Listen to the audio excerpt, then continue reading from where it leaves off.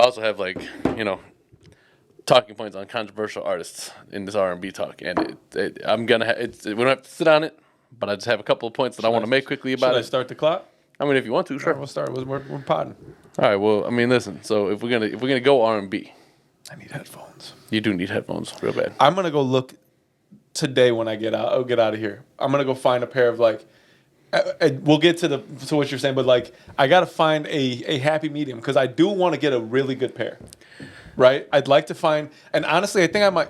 You know what? Maybe There's headphones that are like specifically made for this type of shit. I know, and I gotta find a good pair because like headphones are historically to listen to this music, and historically myself. Now they're to hear yourself. Yeah, it's all about the sounding. And, well, I'm saying historically, me myself, I'm a stickler me for myself. a bad all I got. pair of a bad pair of headphones. Hey man, listen, I want to let y'all know early. There's gonna be a whole lot of like singing, and you may not want to hear it, but it's too fucking bad because this episode right here is gonna be it's gonna be a largely R&B centric episode. There's gonna be other things discussed because there's a couple things that I feel like talking about outside of that, but like, so it's R&B today, Word.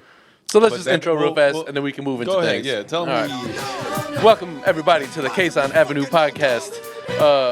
We don't really need to, but formerly the Kiona and Kasson Avenue, whatever, doesn't matter. This is episode number 161. Your host Adam, I'm here with my brother Osama, and the dog, of course, is here. Found a place to sleep real quick, which I'm happy about. Yeah, let's get right into it. Hey, thanks for subscribing. If you're subscribed, if you're not subscribed, subscribe, motherfucker. What's Hit up? that bell and like. And start commenting. We don't want timestamps from foot freaks. We want fucking comments from actual fans. Listen, I tried to explain to him that if you're gonna do specifically what they ask you to do in the comments. Oh, can you take your shoe off? And then you take your shoe off. This is the second segue. It's just what it is, man. This is the second one from the first topic, but I have to address that shit. I didn't do it for you. I'm in conversation with my brother. We talking. We are politicking. We are. Use another word for speaking, but that's what we were doing. I'm not thinking about these weird fucks who like when I take my shoe off, itch my foot, and put it back on. Yeah, I hear you. But I can only imagine when I hear you, but you have to. When my foot goes back in, they're probably like, oh, like nasty bastards. I'm telling you right there, when he timestamped that shit, it was like bookmarking his favorite porn. Oh, it's fucked up. And he was like, I can't lose this time with a video. You think there's dudes beating off like to my feet? That's weird, man. What do you think they're doing? How come they don't do it for you? Because my feet are in the shoe still. Damn. They could see it. I hope there's some ladies out there. Remember, I told you there was that one. The bean, as they say, to my shoes as well. I hope it's just not dudes. Hey man, listen. Shout out to the people I play. Like it doesn't. I guess if that's your thing, that's your thing. I'm not watching you. I don't have to know you did it. Just don't timestamp it. But if there's gonna be people doing it, I'd like it to be like both genders, right? I want women and men. I want to shout out the people I played that Ebony game with for a minute because the game I play on my shit. So you said flick the bean, and usually when something like that comes up in like our conversations, all of a sudden there'll be like 40 different innuendos coming down the chat. Everybody just giving you a different fucking version of that, and I think it's hilarious. Well, yeah, that's what I'm thinking was going on. Yeah, no, but hopefully. Remember, I told you we got an email from that one chick, and she was like, "Oh, just like really, it's hot to me when you guys take off your shoes." Send an email, like she sent an email. Took the time out to send an email. I probably still have it here. To your email. To the pod email, the one that's listed on YouTube. So if you go to About Us, hey man, I was happy that it was a girl. I don't know, but the picture of her is a girl.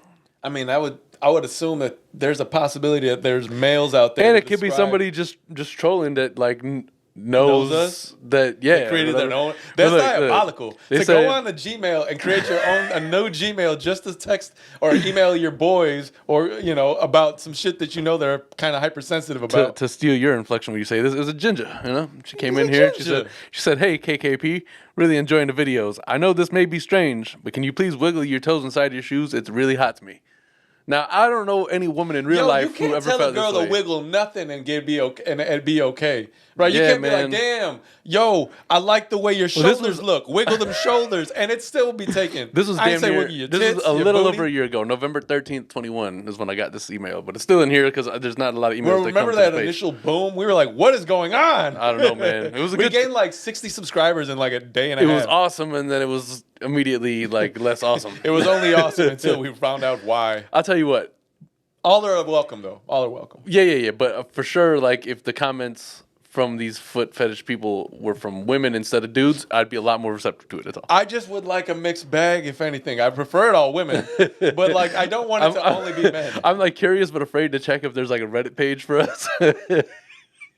Dude, is that possible? Of course. They would make a Can make a Reddit page about anything. So somebody could possibly be making a Reddit. Okay, here's the thing. One thing, right? So before I say it, if there's somebody or there's a group of people that have made a Reddit about our podcast, that's nuts. But if I went on there and there was way more subscribers than what we got on our podcast, just people to talk I would be hungry. I would be fucking vexed. I would be perplexed, and I wouldn't stand for it. For a little bit of a I would just be mad. Sentence. I would just be mad for the idea that we are not seeing any compensation from the page. You know, I don't care about. Yeah, that's true. But I think. Well, if you're gonna talk about us, go on there you know, and there's like let me 1,000 benefit. people talking about our feet. I'm like, yo, the least y'all weirdos can do is at least come I'm telling to you right to now, the YouTube and subscribe. somewhere on the dark web, as they like to call it, there is definitely some kind of foot things that involve pictures or of our foot. You think so? 100%. 100%. There's not a single That doubt is in my even mind. without a doubt. With no doubt in my mind. You've left no room for doubt. No, there's not a doubt. This is without doubt. This is like of all the things I thought I would be in life. I never thought it'd be ogles Like, on my feet. I figured It's at not some even my point face. I would attempt to do entertainment. Like right? if you were like talking about my face and like, man, what a gorgeous man. That's one thing. But now you're talking about my feet and it's just Well, like, of course you aspire for those things. Look at me as a handsome man. I am all of me in glory and whatever you want to call it. But listen, I figured I would go to become an entertainer at some point, right? Like I would attempt it. I thought I was entertaining. I would attempt this at some point. Yeah. I would have never been able to tell you that the only reason our podcast gets followed is because people like our feet. Yeah. I mean, hey, whatever brings no such thing as bad press. What is so sexy about wiggling toes? I don't know. Yo, I'm not There's a lot of I'm not sexy against parts. feet at all. Like I can touch feet, whatever. But like at some point, I'm gonna be like, okay, I can understand how some people aren't foot people. Look at the toes; they wiggle. If all I happen weird. to be with a young lady who happened to get off on me like rubbing her feet, cool, man. When you get off, would you suck return a favor toes? so that I can? Would you suck Hell toes? yeah, I suck toes. Hell yeah, I suck toes. Hey man, I mean, listen. There's also like levels to everything, right? Like I don't want to go crazy here and say I suck all toes. Yeah, but, you like, can't suck all if toes. If you have pretty feet. If you take care of your shit, you know, that's not going to be something I'm focused on. But if that's what you want, wear them feet. How many people got like weird? they always get I on guess the idea that they always get on Ish and Joe Budden podcast for he being a likes feet feet. guy. It's just a weird thing to like seek out, right? Like I want to look at your feet. Like I think there's other parts of a woman's body that are way sexier. Of course, Feet. I mean, they've been in your shoes all day. Things Okay, to get a don't little crass in which I can stick my penis in. We should get back to R&B. I'm just saying, like, You brought that too far.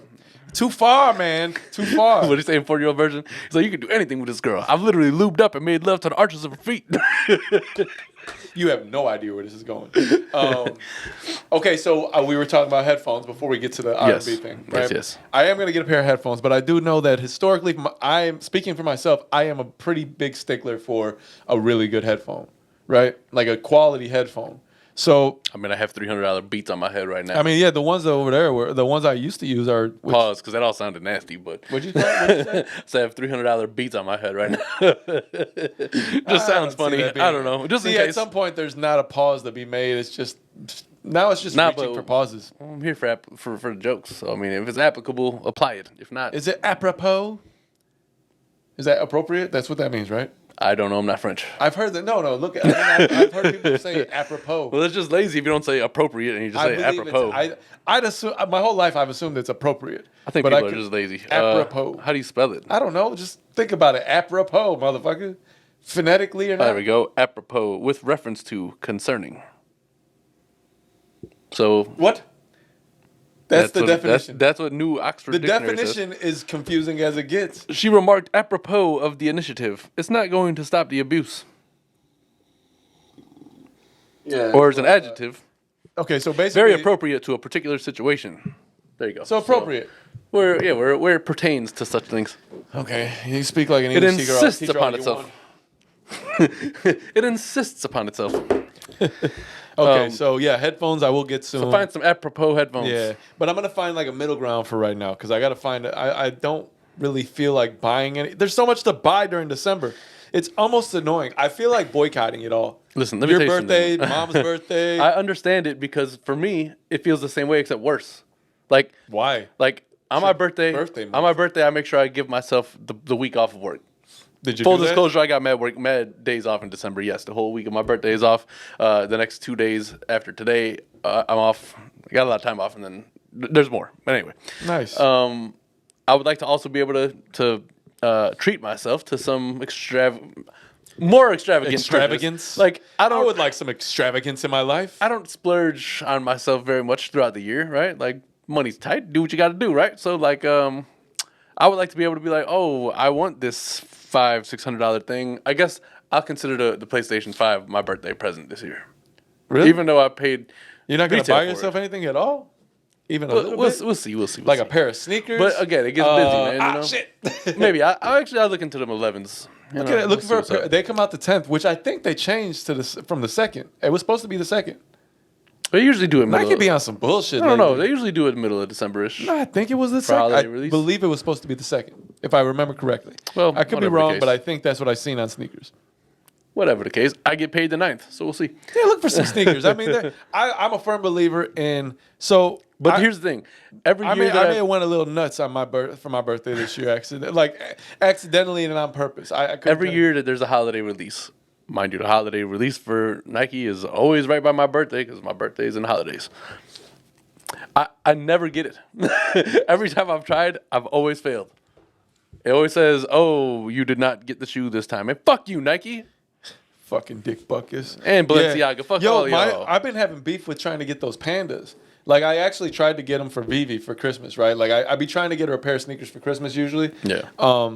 And she usually knows I'm trying to get one. I don't think I'm going to get them. I don't think they come out again. And it's been difficult because Nike's been getting hit by bots, like the Nike app.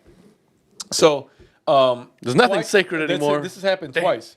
I almost just bought her them once, like a month and a half ago, just fuck it. Like, because they came out. And I tried twice, right? I went through the process 2 times because it kicked me out or whatever. I didn't even get one notification saying you don't get the shoes. Then on the 2nd, I tried again, went through, went through the whole shit, and then not even a notification. It basically didn't even say I did anything. It's like bots are controlling our world. I'm gonna see if Chase will give me like a $10,000 credit line, and I'm gonna go and become a fucking reseller.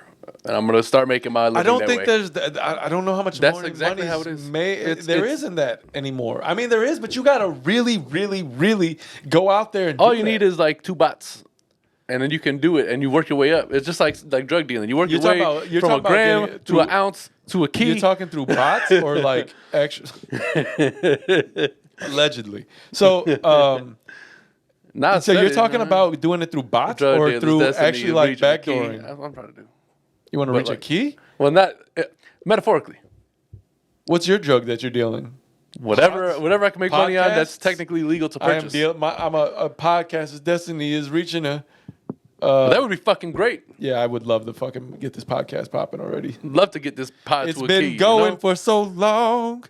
It's why I gotta sing this song. if the podcast made it to a key, I wouldn't have to go and actually try to find real ways to do that. You know? Yeah. Anyway, allegedly.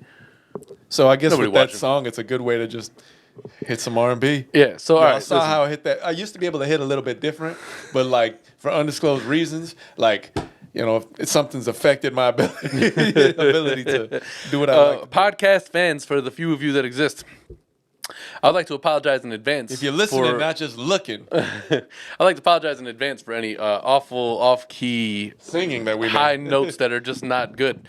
But R&B singers sing. And not that we consider ourselves R&B singers. No. But we're talking about singers. So I guess technically we are R&B singers. We're just amateur ones. Like, remember we had a discussion about a pod. You can't be a professional pod till you get paid. That's the difference. It's such bullshit because we've been doing it for so long that we're veterans. Like everything that you consider for somebody who's done this for so many times, except because we haven't gotten a monetary compensation for it, we're not even considered like. We're like novices, if you. We're really like the outstanding hooper in like Rucker Park, right? And like we're like the good guy, the best guy at your like local YMCA. But we've been amazing for years, and then like just fucking putting up. But numbers. because we didn't take the avenues that the typical person takes, we ain't seeing in the big leagues. What is this avenue? I might take it. I don't know, but maybe.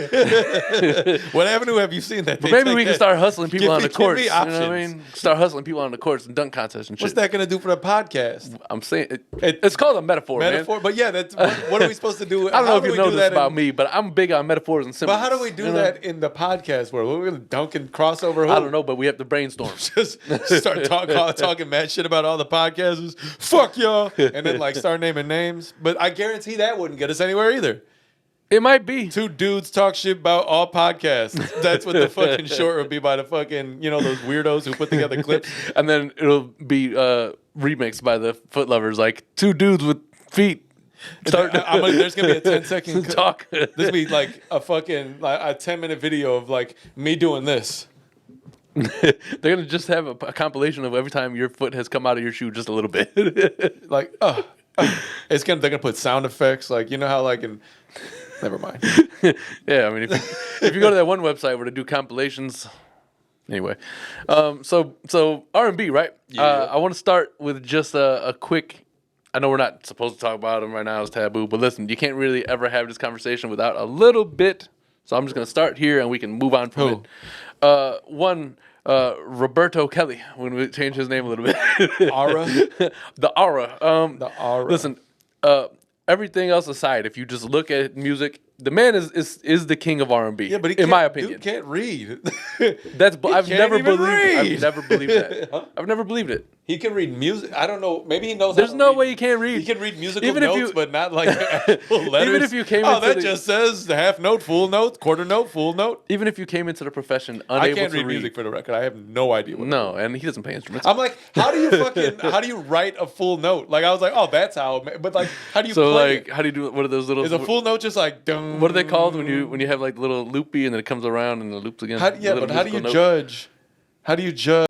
All I know about music notes from like the Disney days, right, is when they're talking about like if the little loop is filled in or if it's like empty, that's a different note.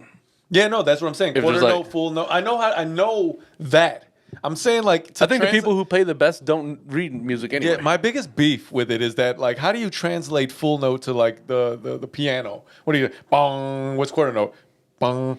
Like I don't understand. Maybe that's how it is, and I'm just being ignorant. But like, does it have to do with like the black keys versus the white keys? Why is it got to be black keys versus white keys first and foremost? Yeah, I mean, if it was me, I'd have like what's the difference? Different colors. Like I have no. It feels too segregated. A rainbow piano. Everything has so much nasty racism involved. Like the black keys, piano. The black keys are shorter. The piano. The black keys are shorter than the white keys on the piano. Why is that? Why is that, huh? And then when they did a xylophone, they made them all colors besides white and black. Somebody was like, "I'm tired of this racist bullshit." Instruments used to be super duper racist. Can instruments be racist? On the next Kasson Avenue podcast. All right, so R. Kelly, right? Here's my quick argument about it. Aura. The Aura. He gets flagged. He has he made a couple. It's going to be one of those things that pop up in the bottom. Like learn more about this. Learn more about this topic. Learn how to read. He has hooked on phonics. He has a few different songs that that doesn't even sound like something you should call to fucking read. Phonics. Hooked on phonics. The name doesn't even sound like something that would teach you how to be fucking. That was literate. Back when that came out. That was like when it was still okay to make fun of people. You're like, man, you need hooked on phonics. You would call motherfuckers literally retarded for like. That's what you would say. Such a fucked up world, I tell you. You would literally say that to people back in the day. But it was so funny. No, I mean it was. Your ass so stupid. You need hooked on. Your mama so dumb. She need hooked on phonics. That was like the one. You're like, you call my mama dumb. Your mama jokes used to be acceptable. They did, but I don't know how. Those were flagrant ones. You call mamas fat, ugly. Like, your mama's so fat. Your mama's so stupid, she went to Walgreens just to see if the walls were green. Corny, yes. Effective, also. You'd be like, whoa. You're going a little far, my man. Like, wait a second. She took that literally. It's not against her, all right? I thought the walls might have been green too. My mama is fat. After this, there was only one L. I knew they weren't talking about the walls. What they say, your mama's so fat. She put on a yellow raincoat. She looked like the school bus. No, she jumped in the air and got stuck like this. Yo, that's some ill shit to say about somebody's mom. What does that mean, though? That she's fat, and so when she jumped in the air, she got stuck. Literally. Oh, because she's too fat. She couldn't get through. No, she just jumped. It's like if she was too fat to walk through a door, and she got stuck trying to walk through the door. I always envisioned that she was outside, and she was wider than all outside. Shit, that girl wider than all outside. All right. So here's my argument. What you say about my mama? Here's my argument about R. Kelly, and we can move on from R. Kelly, and then back to our other R&B things. RK to R&B. Are you going to get us canceled before we even start? Who's going to cancel us? Remember, we're not even professionals yet. Who is going to cancel? It's impossible. You can't cancel something that hasn't started yet. Guys are only watching because the feet. Like, I'm gonna just start dancing my feet in the front of the camera. We're like we're like the Amazon cart, right? Like, you start in your order. You can't cancel the order until you hit place order. Okay, I guess. You know what I'm saying? So he has a couple of songs, right? I shop so crazy on the internet. I just be throwing mad shit in my carts. All right, let's get to the point. All right, so I Wish remix, right? Yeah. He has two verses that basically start out the same, but they're different. Then, wait, how's the first one start? He said, "Rolling through the hood." No, I think that's number 2. Up? I don't remember which one is which. And what's the other one?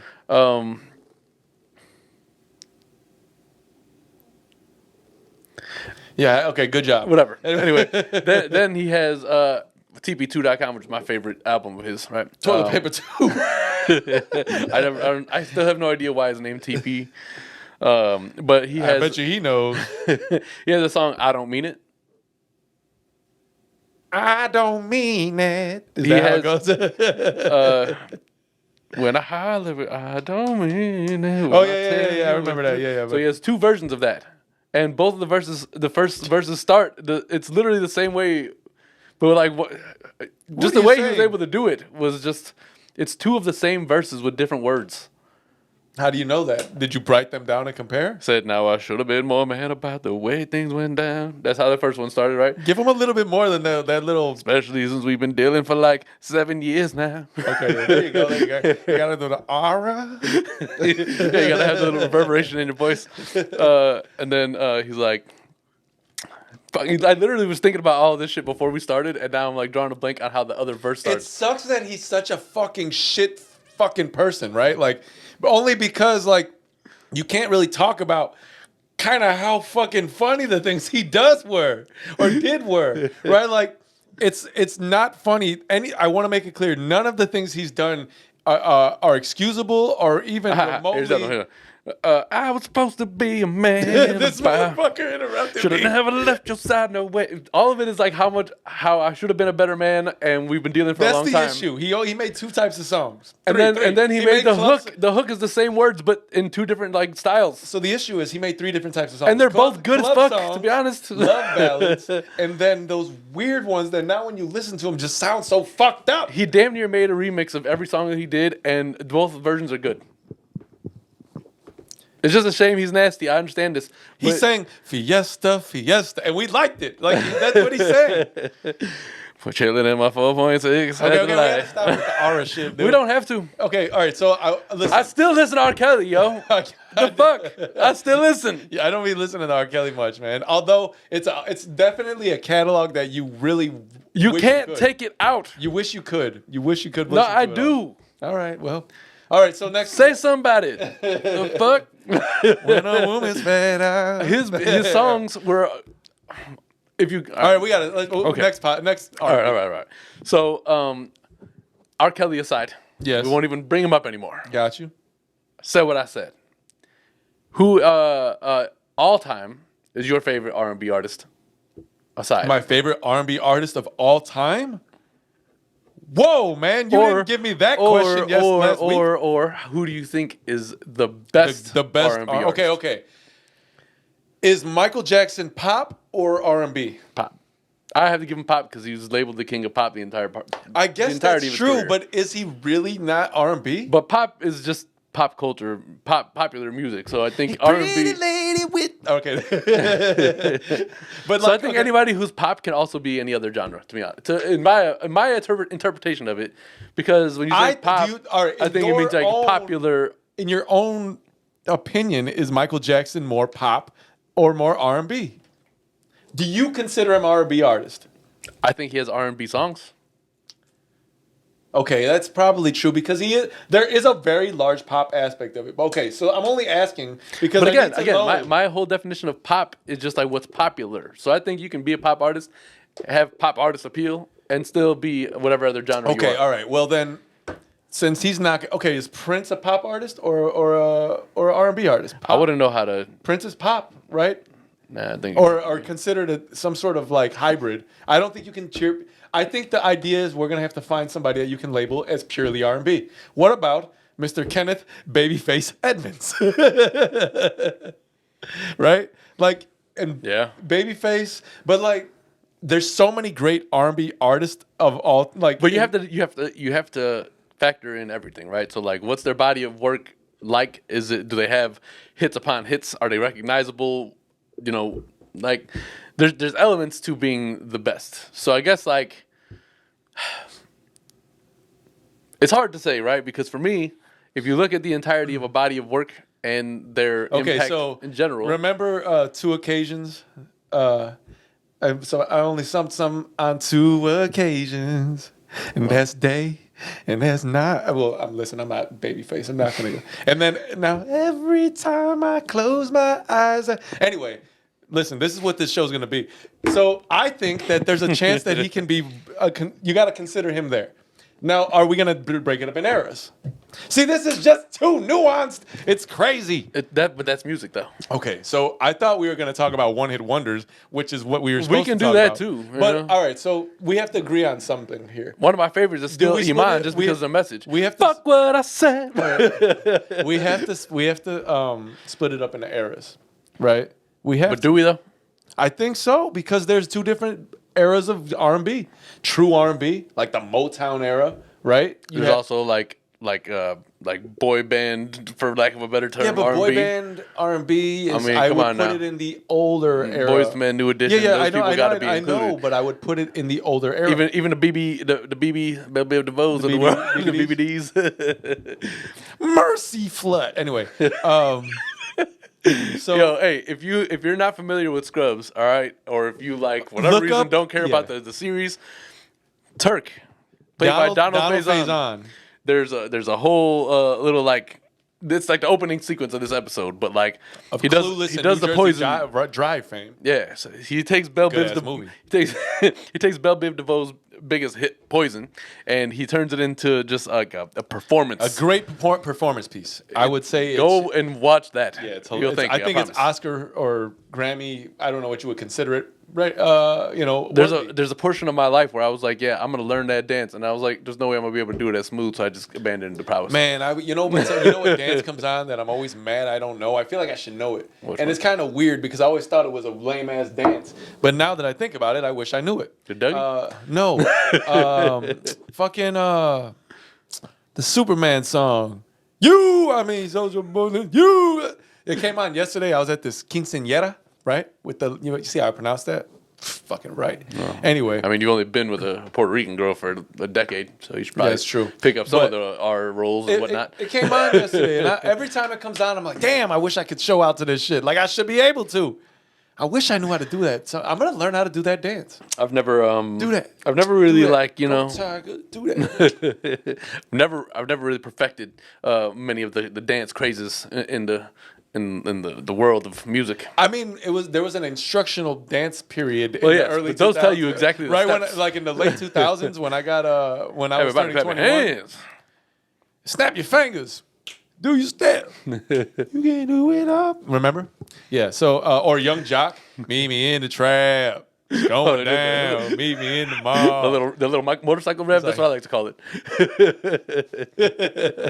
That shit. That was like I was in the club a lot when that came out. I was in the club a lot. What was that? The Young Joe shit. He was shoulder lean. Yeah. Let me see you bounce right to the left. It was hilarious. Everybody just be like, "Hey man," but that song went off in the car though. That shit had the whole motherfucker vibrating. Remember that shit? I had them sounds in that motherfucker. That shit used to beat. That was Toomp, I believe. So, fuck. Where do we come from? Oh, R&B. R&B. So yeah, boy bands go into the older R&B. Newer R&B is a little bit more abrasive, right? We get to the point. I'm trying to lick your asshole, right? Back then they wouldn't have said that. I mean, in so many words. Yeah, but they would say it more with more couth, right? Shit was a little bit more. Subtle. I'm gonna give you a metaphor here. I'm gonna let you know what I want to do without telling you what I want to do. I'm gonna get you lay down, and then they'd be like, and turn you around. Like it would literally just like instructionally, not like blatantly, like I'm trying to fuck you. That's what R&B artists nowadays say. All right, R&B artists didn't used to cuss like they cuss now. But the R&B, the R&B artist has evolved. They were just nasty in what they were talking about. Like before, like when you fucking Bobby Brown and all them motherfuckers was just like super nasty. But when you had your R&B bands for, I don't really know what to call them, groups, whatever. They had like choreographed, doing your little sways and snaps. This is like you're talking, but this is like so I'm just saying 70s R&B. That's like the new edition. They all back up, clap, spin, turn around, and get back to the mic. I'm not talking about the Temptations. I'm talking about like your new editions. You even had just like you had a little. Oh, they would do a little bop, right? But then but then you got like fucking Drew Hills where they're all just spinning and dropping to their knees at different rates. You had your Usher Raymonds who were doing breakdancing. Usher might have to be considered. He's up there with me. Yeah, you know what I mean? Usher might have to be like now that you've mentioned it. He possibly might be one of the best R&B, if not, he's got to be like top 3, I would say. That's what we could do. We can give you like a top 3, top 5. Let me ask you this. Interchangeable. Let me ask you this because they just recently had Chris Brown put together a whole homage piece to that's what we were talking about Jackson. last week when you started going crazy. Yeah, but okay, so what I'm saying is like because of that, right? They kind of picked him to do Michael Jackson. Michael Jackson, who we have established was a pop artist, and they've called him that, so it's self-proclaimed. All that. The Joe Budden podcast really shed some light on the whole situation for me a little bit, right? Gave me more information that I didn't really know. Yes, he was supposed to put together that routine in homage, I guess, to MJ, and then. What I learned from that episode is that the AMAs was MJ's bread and butter. Like that's where he fucking made his performances, awards, cleaning up. Like that was when like the Grammys for him. You know what I mean? Like that was where Thriller, man. Thriller. And then so obviously shout out Dave Chappelle. Yes, of course, always. I feel like there's a piece of hair. We're huge Dave Chappelle fans. I don't know if that's a surprise. But then yes, they were like, oh, he was a domestic abuser, blah blah blah. Michael Jackson? No. Chris Brown. That's why they canceled his performance. Like Michael Jackson was beating bitches. I guess the AMAs were like, oh, we don't want to have like or dudes. I don't know. We don't want to have a former convicted, whatever, domestic abuser doing a tribute show to alleged child abuser or whatever. So like they literally just that guy. They convoluted the whole thing. It really did, and I was like, come on, man. First of all, you talking about 2 really, really like amazing artists. One, arguably the greatest of all time, and 2, to a different generation, another greatest of all time. You know what I mean? Like Chris Brown is another one of them acts that like. So, without going further into what these allegations, whatever. Yeah. What I'm asking is Chris Brown more of a pop artist or R&B artist? Is he a pop artist? I would say he's more R&B. I would say, but that's because we remember him coming into the game. Well, yeah, right? We watched him from the beginning, so that's why we would say that. Like, I guess that's true because if you asked like people who were of age in the 80s, they probably would have a different thing to say about Michael Jackson's genre. Yeah, I'm assuming. Listen, I think that you have to kind of label Chris Brown as another hybrid artist. He does everything. I don't know. I would say. Personally, for his R&B side, you got to put him up there too. right, from this generation. As an overall performer too, like there's almost that, but that's the same that goes for Usher. That's why I said that's what I'm talking about the music. That's what I'm talking about the evolution of the performance, because it's not just the music, which was great, but also then like the dancing, the putting on a show. Yeah. Like, who doesn't remember, what's that fucking, I don't know, I think it was You Remind Me, when he does a little dance sequence in the video, and he does the U with his legs at the end. No, I don't think, is that it? Or I think that was in, isn't that You Got It Bad? No, because in the rain. Like, whoa, whoa, whoa, whoa. Yeah. Yo, 8701 is a dope ass album. It is, yes. 8701's dope. Yeah, I don't know. It's hard to pick. I mean, I would say you got to go with people from back in the day. There's some folks out there that really, for sure. It's hard. You Keith Sweat to the world? No, I don't think Keith Sweat's the greatest R&B singer. Well, I didn't say the greatest. I'm just saying he was, You are my loving baby. There was a time period in which the women were throwing their panty draws on stage at that man. You got me twisted over you. Like anybody who the women were throwing their panty draws at, you got to have them in the conversation. Panty draws. Okay. So that from Marlon Wayans, by the way. I have to give credit where credit's due. Marlon, it's unbelievable how much the Wayans brothers like influenced you and I. Like, we were basically the Wayans brothers, but not like, from where are they from? Brooklyn. It's somewhere in New York. And Pops was not nearly as entertaining. Our Pops, that is. No. So, I think let's get off the greatest of all time, because I think that's hard. It's gonna be okay. Well, fine. Give me some of your favorite acts. Favorite acts. This is a whole conversation. What I forgot to do to give. I was gonna tell you pick like 3 of your favorite albums. You let's didn't. talk about them. You didn't. There's so much to go over. Like, I got mad shit in here. There's like some Music Soul Child shit that I really enjoyed. Music was fucking dope, man. Jaheim shit that I enjoy. Like, there's a lot of good R&B. Jaheim isn't a one-hit wonder, but I didn't say one-hit wonder. I mean, he's not. He's got some really dope tracks after. Just in case I don't make it home tonight, let me make love to you for the last time, baby. Now, I don't know if Joe Budden called Jay Holiday a one-hit wonder, but I think he's kind of a one-hit wonder. Jay Holiday? Like, Back of My Leg is a pretty good album, but that was his only album. No, he had 2 albums. But the only one that people really remember. You remember the second one a little bit? I think I probably have it, but I'm just saying, I got it actually. No, you only I'm just saying, one. Like, bed is the one. You know what I mean? Like, remember in fucking the game? Everything else, you to bed because I'm serving lasagna, not ass. But like anytime you think Jay Holiday, Bed is the song. Like, everything else is a B-side for him. You don't really know the other songs unless you got the albums. Sitting in the back of my lag, smoking my dro, sipping my yak. Yeah. I mean, but I guess I would still kind of consider him one-hit wonder. It's been mad people who. I can't say that. No, I think a one-hit wonder. So what? All right, so here's my one-hit wonders right now. I got a few of them personally that I love. Give them to me. Okay, Let's talk about them. So I'm not going to put them in any particular order, but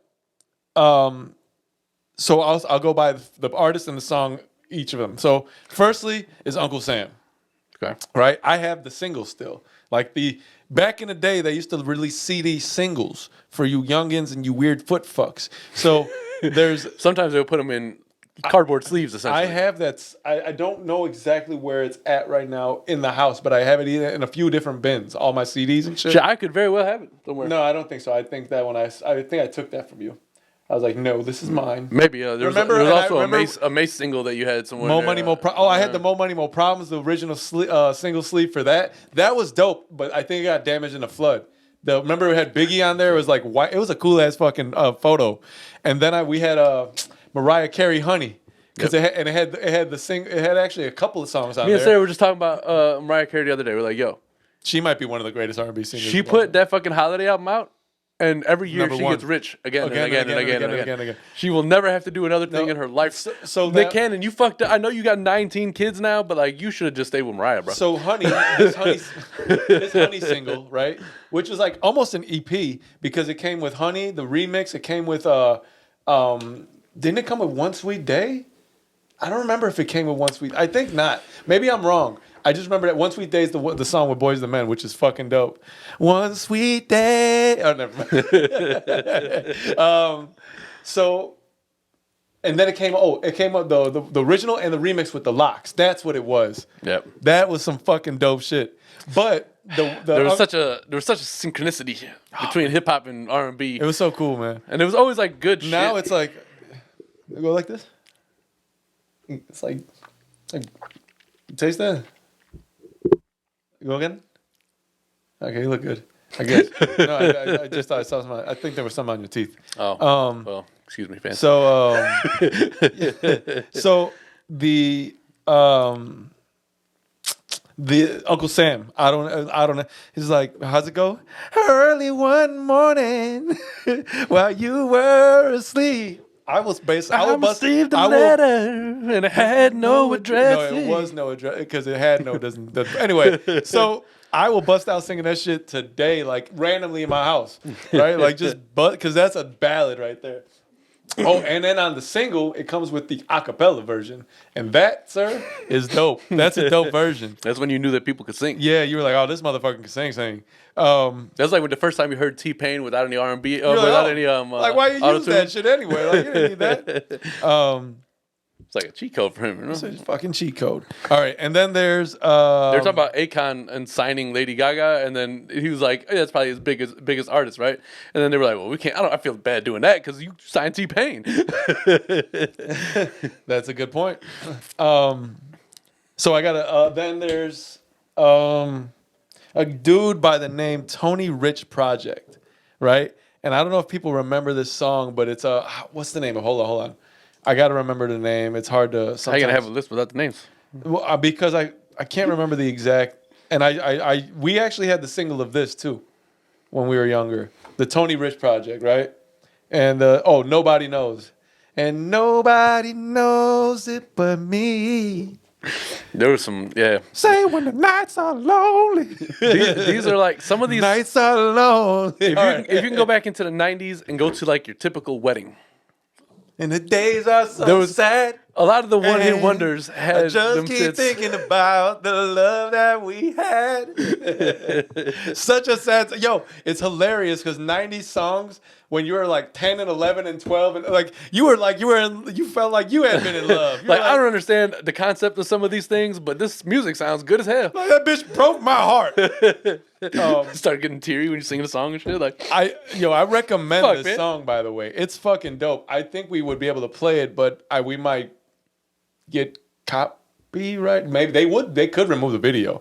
I don't think he's making any money. We even show a little bit of interest. He may not even own the rights to that shit. I haven't seen this dude since this song. And then I like also there's a dude named Jimmy Cozier, right? And it's talking about what's the name? I don't know if the name is She's All I Got. I think that's the name of the song, right? And but he also was like a one-hit kind of like wonder because I don't remember him putting out anything else.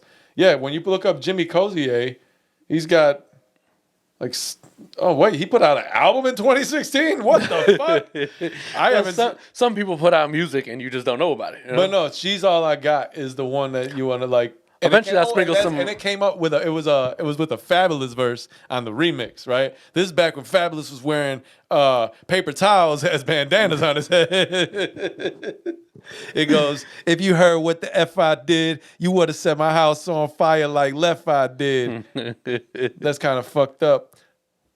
Eventually, we'll drop some female R&B artists in there too, because how can we not? You know, I don't know. I'd also be remiss to not add. I'd be remiss. I recommend these songs, by the way. I would love to play them, maybe on a Patreon episode if anybody subscribes.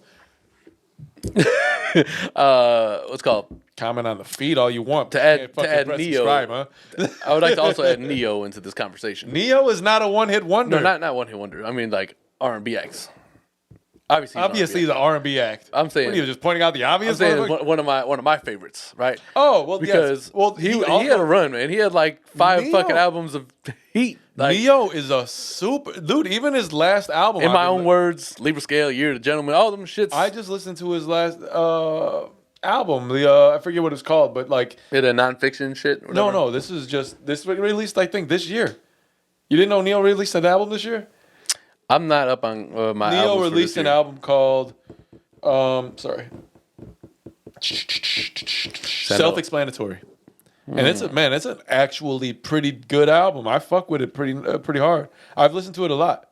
Okay. And that came out in July.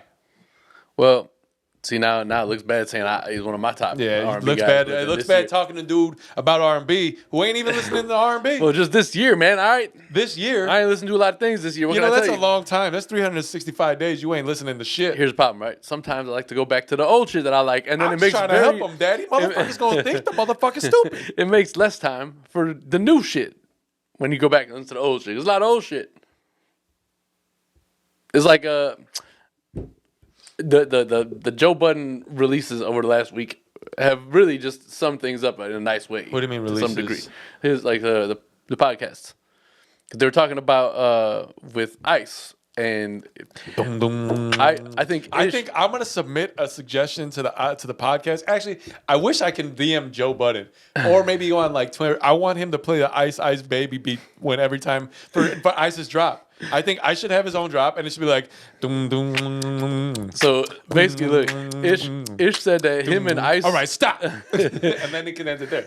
Ish said that him and Ice would basically mop up Joe Budden and Parks in a music I conversation. disagree with that. And but Joe's like, listen, here's the difference between us. He's like, all the things that I am about, like, you know, today's artists that like whatever shit on them, whatever. He's like, I go back and make it a point to learn and listen to all those projects. He's like, he's talking to Ice. He's like, you didn't know what the Infamous was. He's like, no. He's like, I know what the Infamous was. He's like, I just don't like it. Yeah, whatever. Like, but that I was like, that's very. It sums up like a lot of what happens in today's music fandom as it is. A lot of people don't go back and brush up on the shit that they're supposed to know. Right, but even like for people who are old school, like. I guess I'm 37, right? So I guess in the old school, are old. I'm older. I'm older school in the way that I grew up listening to a lot of the older hip hop, right, or older R&B. So the newer stuff, I've actually, you know what? It's funny you say it, right? So you don't listen to like your sirs and your hers. And you don't do Spotify, right? Like a lot. No. Okay, so they came up with their year-end rap for yourself, right? Well, I saw that. I want to show you. We have a one for the Anchor thing because Anchor is now owned by Spotify. So Anchor. Shit. It's okay. I think you can do like a song or seconds or something. Yeah. So like Fair use. they tell you about yourself, right? Your year-end rap. Let them try to tell me about myself. Tell me about myself, huh, motherfucker? So basically, I listened to a lot of different artists this year, right? I'm gonna let it play. I explored 69 different genres this year, right? I'm pretty big on like I just like to listen to new music. Yeah, but there was never used to be 69 genres. That's just because there's subgenres of Well, subgenres there are of subgenres, and that's now. true. But like, I mean, there's just new artists who are really good that you can kind of stumble upon, right?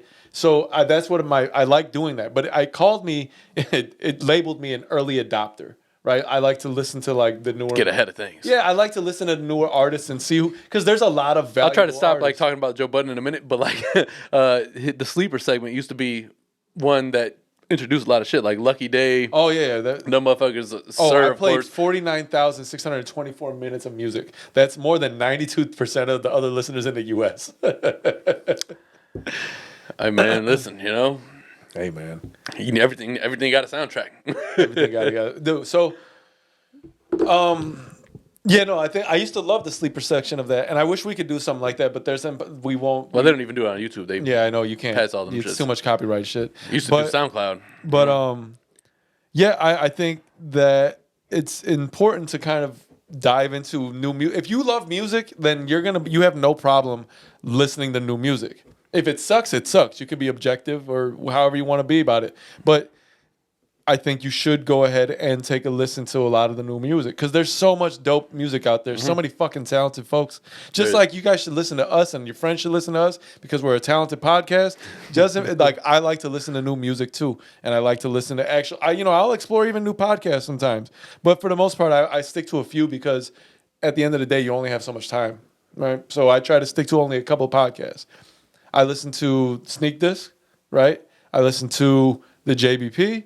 I listen to Victory Podcast, which is the guys from Entourage. It's I think I told you this, right? Kevin Connolly, Kevin Dillon, and Doug Ellen, the creator. I was just watching a Mark Wahlberg interview the other day. He was talking about. Oh yeah. So yeah, no, it's a good podcast. So I try to stick to that. But I like to listen to new people. I like to give people a shot because if you're good music, I have no problem listening to you when I'm. And I like good music. You know. I'm also not a person that needs. Excuse me. I'm not a person that needs to listen to like.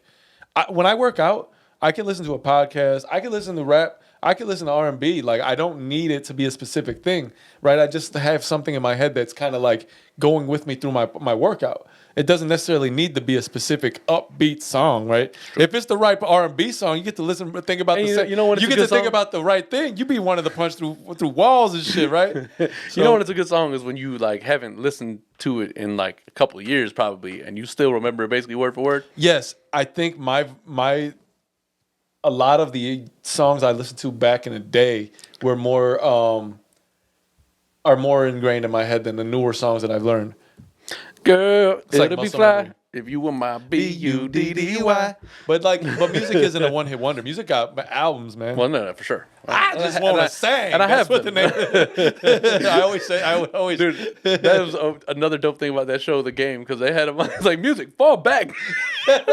Yo, The Game is an underrated show, 100%. Well, they like they have a reboot happening or it's happening. Yeah, it looks whack though. It's not with everybody. I also hated when BET caught it. They caught it and turned into like a black soap opera that was like honestly a pretty. Made it soap opera. It was so sad. Like you're like, why are they doing this to these characters? Like I used to like to watch this because Malik was hilarious, and now Malik turned into like a drug addict, fucking like sad. He did eventually rebound, which is cool. But for like 3 seasons, you were just like, are they gonna kill this guy? Like this is not one life to live. Yo, I don't know, but you got. I'm assuming you have a few one-hit wonders you have on your list, or did I just name the ones that you know? No. I mean, there's certainly one-hit wonders.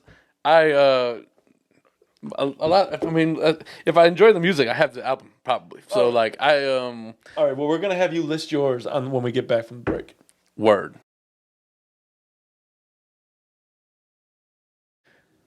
We don't. Come on, money, cash, hoes, money, cash, hoes. What? It's like the opposite of R&B. Money, cash, hoes, money, cash, hoes. Come on. I was thinking the other day when he did his little Rudolph the Red-Nosed Reindeer. Rudolph the Red-Nosed Reindeer had of every shiny nose. What? To put your own ad-libs on a live performance on the radio. And he just did it all. He did it all just like crazy, tapping. You know, like he made his own beat to it. We out here rapping and scatting, tapping and skitting and shit. You just fucked all that up. Yeah, I know, but his words were all in it. They were just in the wrong, you know. Well, we're back. So we bike. We don't necessarily need to bridge the gap to hip hop because, like, you know, we're not gonna. What song is that? Isn't that the Nas song with his dad with Aludara? Which one? Bridge the Gap. Bridging the Gap. I don't think the name is Bridging the Gap. I thought it was. I named the boy Nasir. All the boys called him Nas. Told him as a youngster, he'll be the greatest man alive. All right. So, do you have a favorite R&B hip hop collaboration? Oh, man, dude, this is hard. Yo, I told you earlier. Let's make an R&B hip hop episode. Collaborations. Yes. Okay. Would you say that maybe something like? Usually it's gonna be Jagged Edge or 112. No, would you say maybe if I Ruled the World?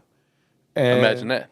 And then you're wrong. Well, I feel like you're stuck on a whole Nasir Jones no, that's section of things that's, right now. Method Man. Right, you're right. My bad. Shorty, I'm there for you anytime you need me for sheezy. It's me and you, girl. Believe me. Nothing makes a man feel better than a woman. Anyway, this is just a musical podcast. This should be a viral pod. Yo, this should get us on with my snaps or whatever they call it, my chops, my snaps, and your with my snaps. Method Man was good for giving some good R&B. But see, that was a pretty big thing back in the day. You'd have an R&B singer on the hook, and then you'd have like rap verses. Where do you put Alicia Keys in R&B land? Not how you feel about her loving life, and how you love her. I mean, we all love her. We all love Alicia Keys, all right? But she's Brian loves Olivia Dukakis. She is one step from growing them armpit hairs out if she keeps going with it. What was the name of that song when she was the video? She was like the coffee. She's behind the diner table. Oh, you don't know my name, right baby. Listen, as far as musical talents go, man, Alicia Keys I know I'm up there, man. I like, appreciate it. No. I'm glad you brought it up. Not that. I was wondering when you were gonna actually say that, man. No, what I'm saying here is that for somebody who you got to think about the fact. First of all, Mos Def was dope in that video. To just play the piano is probably fucking hard as shit, especially the way she's right. We don't even know. How, I mean, her last name is Keys. With all the whole notes and the half notes. Yeah, and you sitting over here like her ass would be kneeling on the bench playing, fucking going hard, and just singing her ass off. You see that thing stick out though? Like I'm just saying, like, nah, man, listen, I love Alicia Keys. No, I love it. Alicia Keys is dope, man. But no, she's got to be up there. She's high up on the conversation.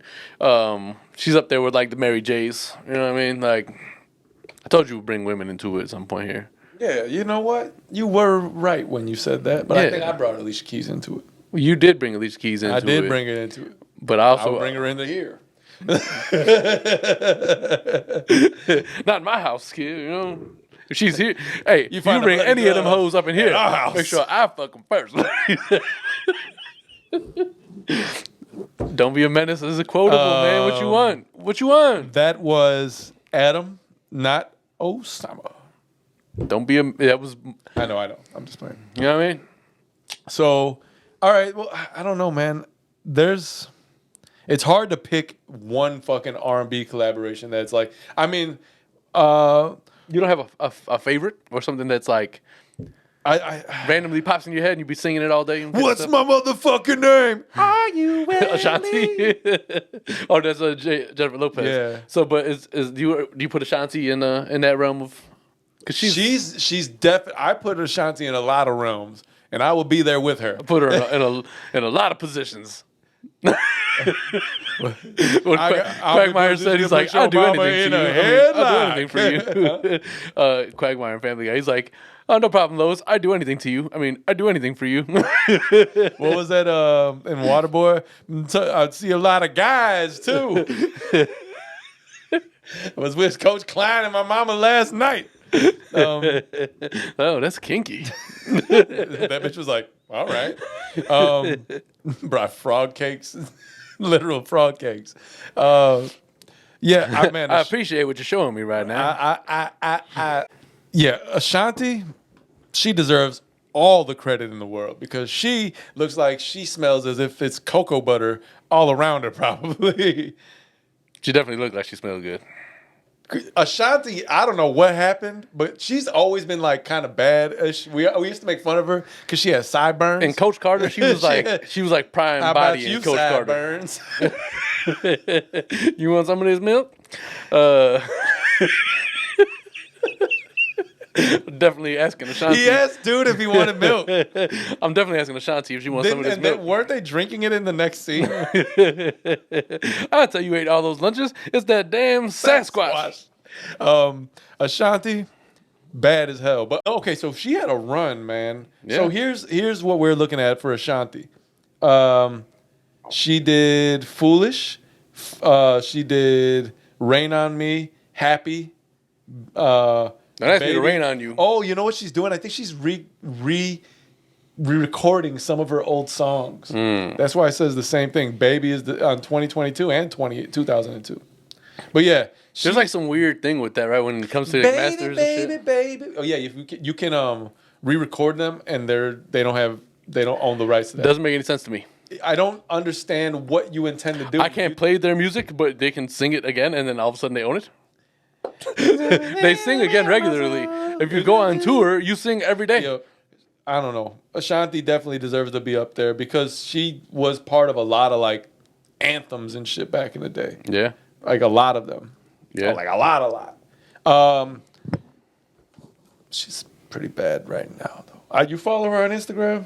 Yeah, they just had her on Breakfast Club too. You should follow on her on Instagram for sure. Oh, yeah, she was talking about like I saw a clip they were talking about the size matter.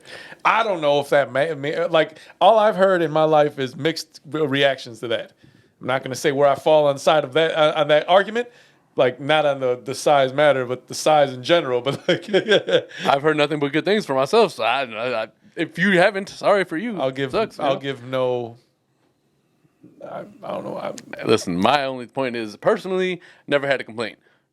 I'm gonna say nothing. So if you have had a complaint, sorry, bro. Apparently, size matters to you. Not saying if I've had complaints. No, I haven't had complaints. I'm not gonna say if anything at all. But we're gonna go into the next topic now. So, or back to the topic that we were supposed to be on. Yeah. So I mean, I guess it's hard to pinpoint one really good R&B hip hop collaboration, right? And also, where do you put those Drake collabs with another rap artist when he's just kind of singing? If you are a hybrid R&B rapper, you don't count. No, I won't include those. You're doing too much, buddy. You're doing too much. Like personally, I like rapper Drake better than R&B Drake. Yeah, but I think you need one with the other for that. It's not true. It's not love and marriage. Which I also don't believe that you need to have both of. That's just personally me. But you don't need both. You could just have marriage, no love, or just love, no marriage. There's a lot of loveless marriage out there, and there's a lot of marriageless love. Marriageless love. Yeah, that's true. That's true. It's usually where it starts. That was like a little tongue tweezer, twister, whatever. Tongue tweezer. Tongue tweezers. Tweezing their tongue. Hairy ass tongues. Yeah. But yeah, I think. Yeah, I mean, I don't know where else to go with our R&B talk. We've been singing for like 55 minutes now. I mean, there's a lot of great places you can go with it. All right, what's your next question for R&B? Well, we didn't really get to the bottom of the best collaborations. I don't know. I don't have the ability to give you one specific one. I can name a lot of good ones from back in the day, right? But like something with Nate Dogg on there, maybe. Something with some Anthony Hamilton on there, maybe. You know, there's a lot of. What's a name an Anthony Hamilton hip hop collaboration? Because Anthony Hamilton he's up there. But I can't. Charlene, if you're listening, come on home. Yeah, see, that's why we had to apologize in advance for any sour notes. Yeah, that was just me wanting to let out what I hear Anthony Hamilton put out, but only for myself. I can't give you the whole raspiness. The names of the songs escape me. Coming from where I'm from, I mean, most of the rappers that put out a "Where I'm From" song, obviously Jay being the top. There's a lot of good ones out there. You know? I'm from where the ham was rung. News cameras never come. That's probably my favorite Jay-Z song.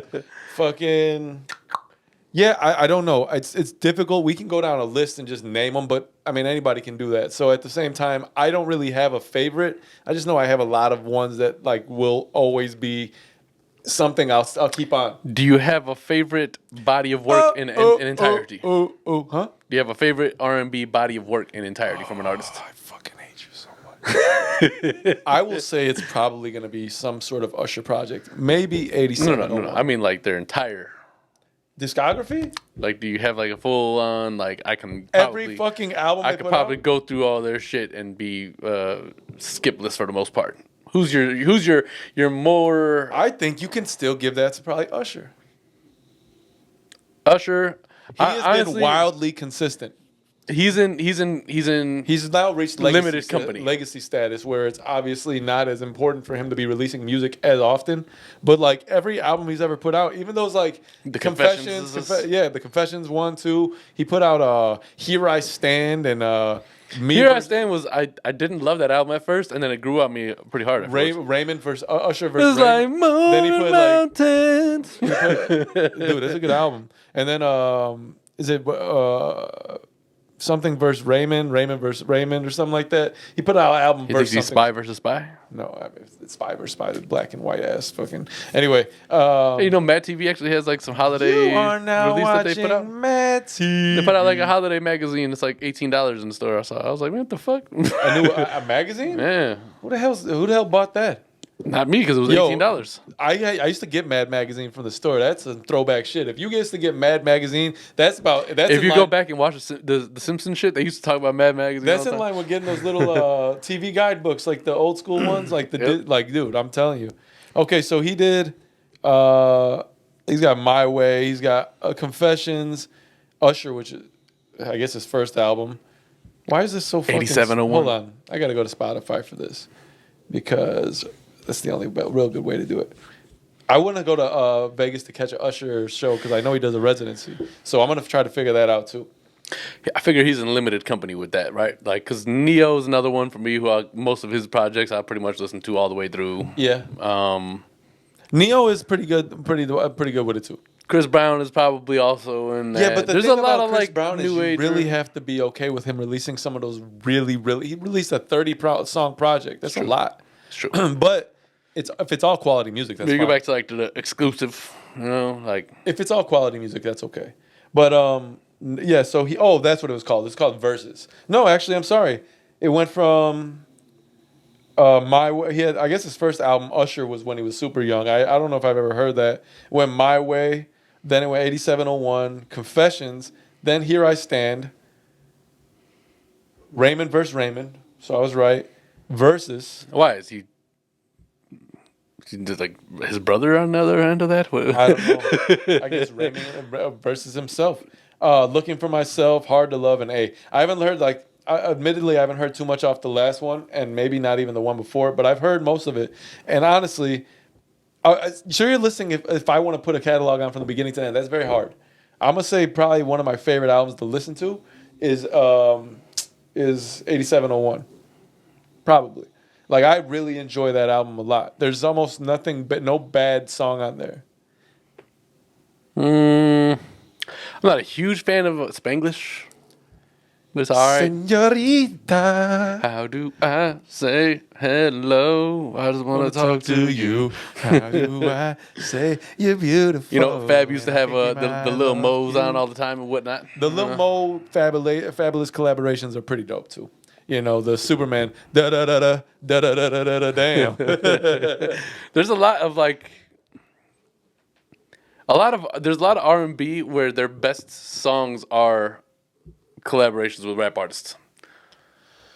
I think it's the best of both worlds. Not to take anything away from like Jennifer Hudson and Chrisette Michele, but like a lot of those had, their rap collaborations were better. But the Bilal's, I don't really know much about his solo projects, so I can't really go there. But they're like lesser known from what I understand, but like their name for me specifically was made on their rap collabs. Like, there's a Drake song, Closer to My Dreams. I think that's the Chrisette Michele song. That Closer to My Dreams, something like that. Yeah, I really like that shit. But like it's hard. But like you're right. Like it's really difficult to just pinpoint one. That's all I'm gonna say with those collaborations. But if you're asking me for like straight through discography, I almost don't know if anybody's ever really nailed it like that. I would say that favorite album though, 8701, in terms of R&B listening. It's like one that I know so well. I remember when you bought it. Remember we were going to some family member's house. Yeah. And we ran into Kmart when Kmart finally started selling explicit lyrics, right? I had this thing always. I never understood why you have edited a whole section of edited music. Nobody's buying this shit. It was definitely dumb to me. But whatever. I used to have this thing I remember back then when I used to go CD shopping, I would almost automatically have to pee. Like automatically. So my CD shopping, I would be like, find this fucking album, I remember when they wouldn't even sell you explicit music, right, when you were younger, right? I remember trying to buy an album, they wouldn't let me buy it. I got my favorite. I should steal this. I got my favorite R&B rap collab. Okay, go ahead. Regulators. It's got to be. It's got to be Regulators. It was a clear black night. The fact that Nate Dogg was harmonizing on a song like that is just crazy to me. And it was amazing. Just hit the east side of the LBC on a mission trying to ride. It's the Warren G. Did you see here? There's Ice Cube and Mount Westmore.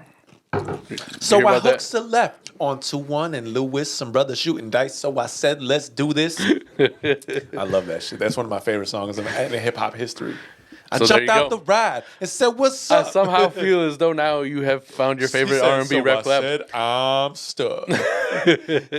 Now these girls peeping me. They say, looking so hard, they straight hit the curve. He's like, I think about other things with some horny tricks. I see my brothers and some others all in the mix. I'm getting jacked. I can't believe. He's like, they took my rings. They took my Rolex. I looked at the brother, said, damn, what's next? They got my homie hemmed up. I think we have found his favorite rap R&B collab as well. Really? Is that? Yeah, man. Yeah. No, he didn't really sing on it. He just kind of like harmonized rapped. I believe that Nate Dogg was a rapper also. So he's a R&B rap hybrid? Yeah. But not really. He is. No. Uh-huh. No. We've seen it. He did a lot of work with proof. rappers. But it's proof in the pudding. All of his. I don't know why it's always in the pudding, but the proof is there. I'm telling Who you. put the proof in the fucking pudding again? I don't think so, man. Nate, God damn it. Why is there proof in the pudding again? to me, it's the dumbest to thing me, of all time. Nate is R&B. I think proof would better be put in the like a cabinet. So you got to put it in the Jello, like in What's the a office, better proof to put the proof in? like It's got to be clear. Remember in the office when they put all of his supplies in the I Jello? remember. I think you can put the proof in the Jello. I think you're right because I think it works to the advantage of it being like a translucent. And now you can see there's the proof. Right, there's the proof. We can see it. I don't gotta eat it Yeah. accidentally in my pudding. And who put it? You know I like fucking chocolate pudding, and you put the proof here. You know I like pudding. Why you got to argue with me at cheesecake? You know I like to go there. Why you gotta argue with? Yeah, see that's that. But no, Nate Dogg is that's like I don't think you can put that as a R&B rap collaboration. It is though. It no, is. It's not. Why not? Explain yourself. Name one time he harmonized song and only singing, not rapping. Tell me the hook. The hook is literally just fucking a bridge. It's Nate like, singing it's just on the hook. What does he say? Come on, man. Say the hook. Listen. Exactly. It's a bridge. It's literally like a bridge to the next verse almost. Fine. I'm going to go ahead and just say that to me. All right, R&B. Anything else in the R&B world before we close this topic out? I love it. And Ashanti looks like she smells good. That's just like, I'm just going to say it. Yeah. All right, cool. And there's a couple. You ever seen a chick that looked like she smelled bad? You'd be like, like on TV. Like, why does she look like that? Yeah, you don't want that. Shower, ladies, shower. It's really all you got to do to not look like you stink for the most part. Everybody, not just women. If your hair ain't greasy. No, all people should shower. I believe that. No, I agree with you 100%. I'm just saying, like, women. I won't comment on what women should do unless I'll say that men should do it too. Everybody wash your fucking privates. Put some soap down where your wash your nasty ass. Where's your dick? Is that all, mama? I really don't know what you. Anyway. Did you see Ice Cube's new group? What's it called? The Ice Trays? No. It's called Mount Westmore. Let me make sure I have all. It's E40, Ice Cube, Squabbles. Let me make sure I have all of the name of the group. Snoop and Too Short. E40, Snoop and Too Short. And they're like 55 and Ice each. Cube, obviously. They're all like 55 years old. He said it's North California to South California. Bow. I'm not saying that they shouldn't do it, but they are fairly old. And I'll also say this. Not one person asked about this thing. Like, nobody wanted this fucking thing to happen. Well, I mean, you never know. It's one of those things. It's like when you go to the Container Store, right? Like, I didn't know I need all these things, but now that I know they exist, I want every one of them. What would you say if they were like, well, we're gonna fucking reunion fucking NWA? Well, you can't. Well, nobody really asked. You can't. Huh? You can't. That's You're missing Easy, man. You can't do it without Easy. Cruising down the street in my 6'4", jocking the bitches, slapping the hoes. I went to the yard to get the scoop. Knuckleheads out there, cold shooting some hoops. Listen, I think we've been through this before, and I like the message. Easy is a hilarious. The message of the whole Straight Outta Compton album is different than the content being hilarious to me, because to some degree, just like the way the raps were given to you were funny. The way Ice Cube raps is one of the funniest things you'll ever see. Like he's a great rapper, but like the little things they did. The song "Nappy Dugout," right? Like giving up the nappy, because your daughter was known for giving. This shit is hilarious. But like, for instance, even on "Fuck the Police," right? The little segments, the little segments they did before the verses.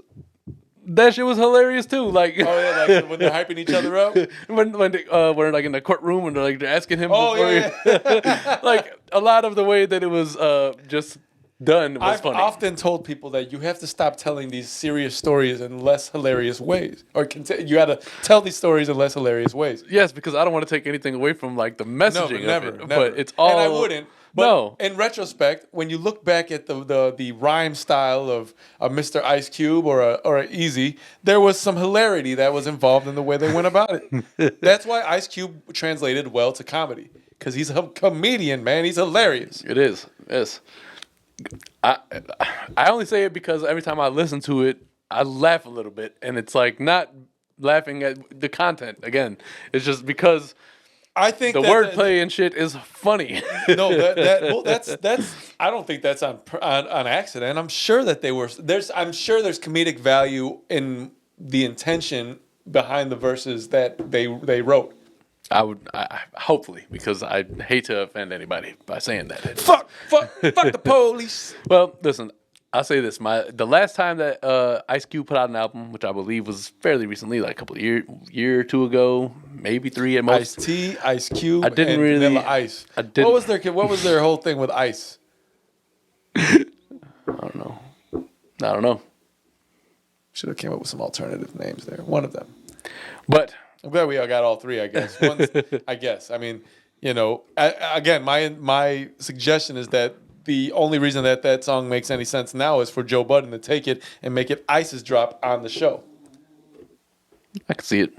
And I think he would hate it, but I could see it. but he should have to respect it, because Ice, as a former troll. I have the microphone and you don't, so that's kind of that thing. Well, I didn't really care much for Ice Cube's most recent I'm not solo a big Ice Cube project guy either, though. I'm talking about like the actual cubes. Right. Okay. Well, that's weird. Give me the drop. I don't even like that. Ice is made for a reason. Who likes room temperature drink? Water? I'll drink water. I'll drink room temperature. Hey water. man, listen, do you, player? All right, I do. You drink this 98-degree water and call it a day. What's that 98-degree song? Hold on, you know what it is, don't you? No. I would know it if I heard it. I would know all the words. Nick Lachey. Yo, he's one of the hosts on that Love Is Blind show with his wife Vanessa, whatever the hell her name was. But Lachey. Well, I guess it is Lachey. But I know it's Lachey, but it's still funnier to say Lachey. She's bad, but mad annoying, yo. He's actually kind of annoying too. Yeah. I don't know.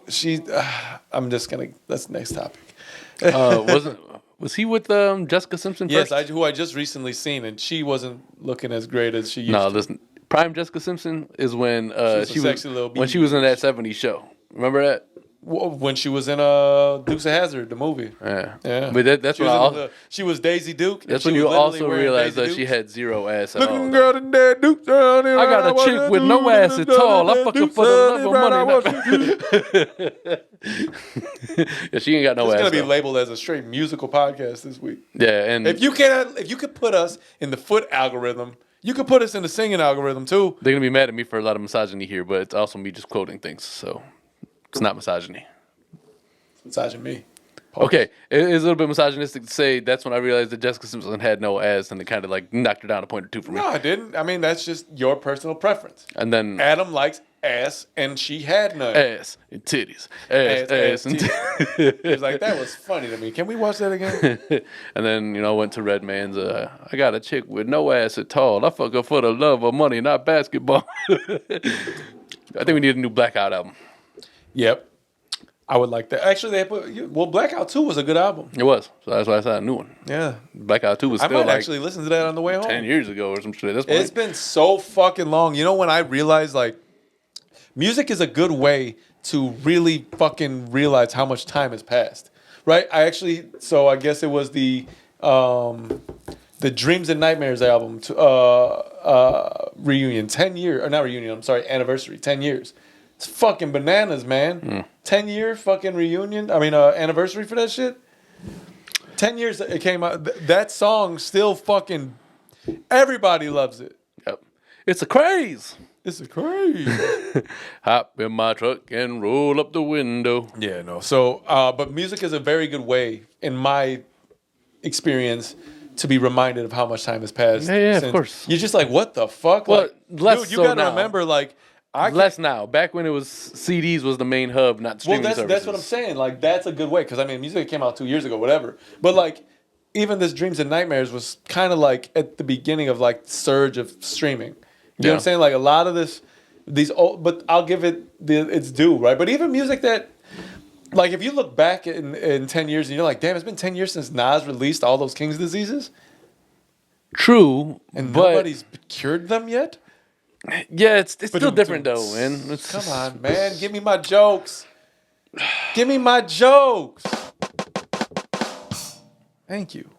Give you a little drum roll first so you can shut up. Mine do. All right. Well, I guess we'll see what comes of the Mount Westmore thing. He was just on. Yeah, we strayed far from that. He was just on Hotbox. Look what you did in my window, you clown ass fool. What'd he say? No, he's like, what'd he say? Look what you doing in my window. I said, look what you did in my curtain. Better watch who window you climbing in, fool, before you get blasted on. What? You ain't got nothing. Man, I love that movie. He was just on Hotboxing, and they were asking him about like when he's gonna get, if and when we might see a final chapter to the Friday saga. And he said, "Was he smoking? No, he didn't smoke. He didn't smoke, but he just sat in the car and hotboxed, or they didn't smoke on it at all.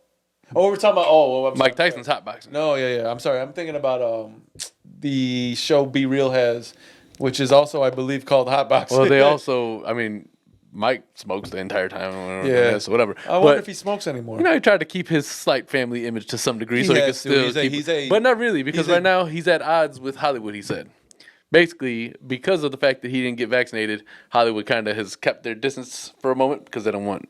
I don't know why it's still a thing at this point. Well, listen, I ain't get vaccinated, so. Well, you're not in Hollywood and they don't care about you. So, then he said that Warner Brothers has the distribution right. They said Warner Brothers has the distribution rights to Friday, and they will not call that shit. They won't give it to him. Just call that shit the day after Thursday.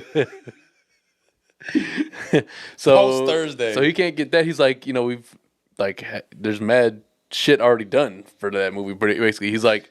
The only problem is obviously he couldn't get the John Witherspoon, Lister, tiny Lister. Yeah, that's the problem. So there's like a few people missing, and he's like the plot for this one was supposed to be Craig was going back to the neighborhood, and you were supposed to be able to see all those people again. What the hell was he coming back to the neighborhood from? What do you mean from? He left. He first went out to the burbs to hang out with Day Day. Then they got a place together. I forgot where. They did Brothers Barbecue. Tastes so good, makes you want to slap your mama. Ain't that right? Hell, he said, yeah, boy. He said, ain't that right, mama? No, shit out of her. Hey, mama. Oh, man. That's what I like, man. Shit that is just extreme. Like, damn, he did literally slap his mom. Can't talk to these old ass ladies like that. He's like, it's small in here. No, you big in here. I know what I want to talk about now. There was a report. Obviously, it's hard to confirm this, but Kobe Bryant wanted to join the Wizards in 2003 to play with Mike before his retirement. That'd have been pretty cool. I was curious what your thoughts would be on that. If you thought it was a good idea or so not. I learned. There was a quote that said we would win championships. I think they would have won another one or two.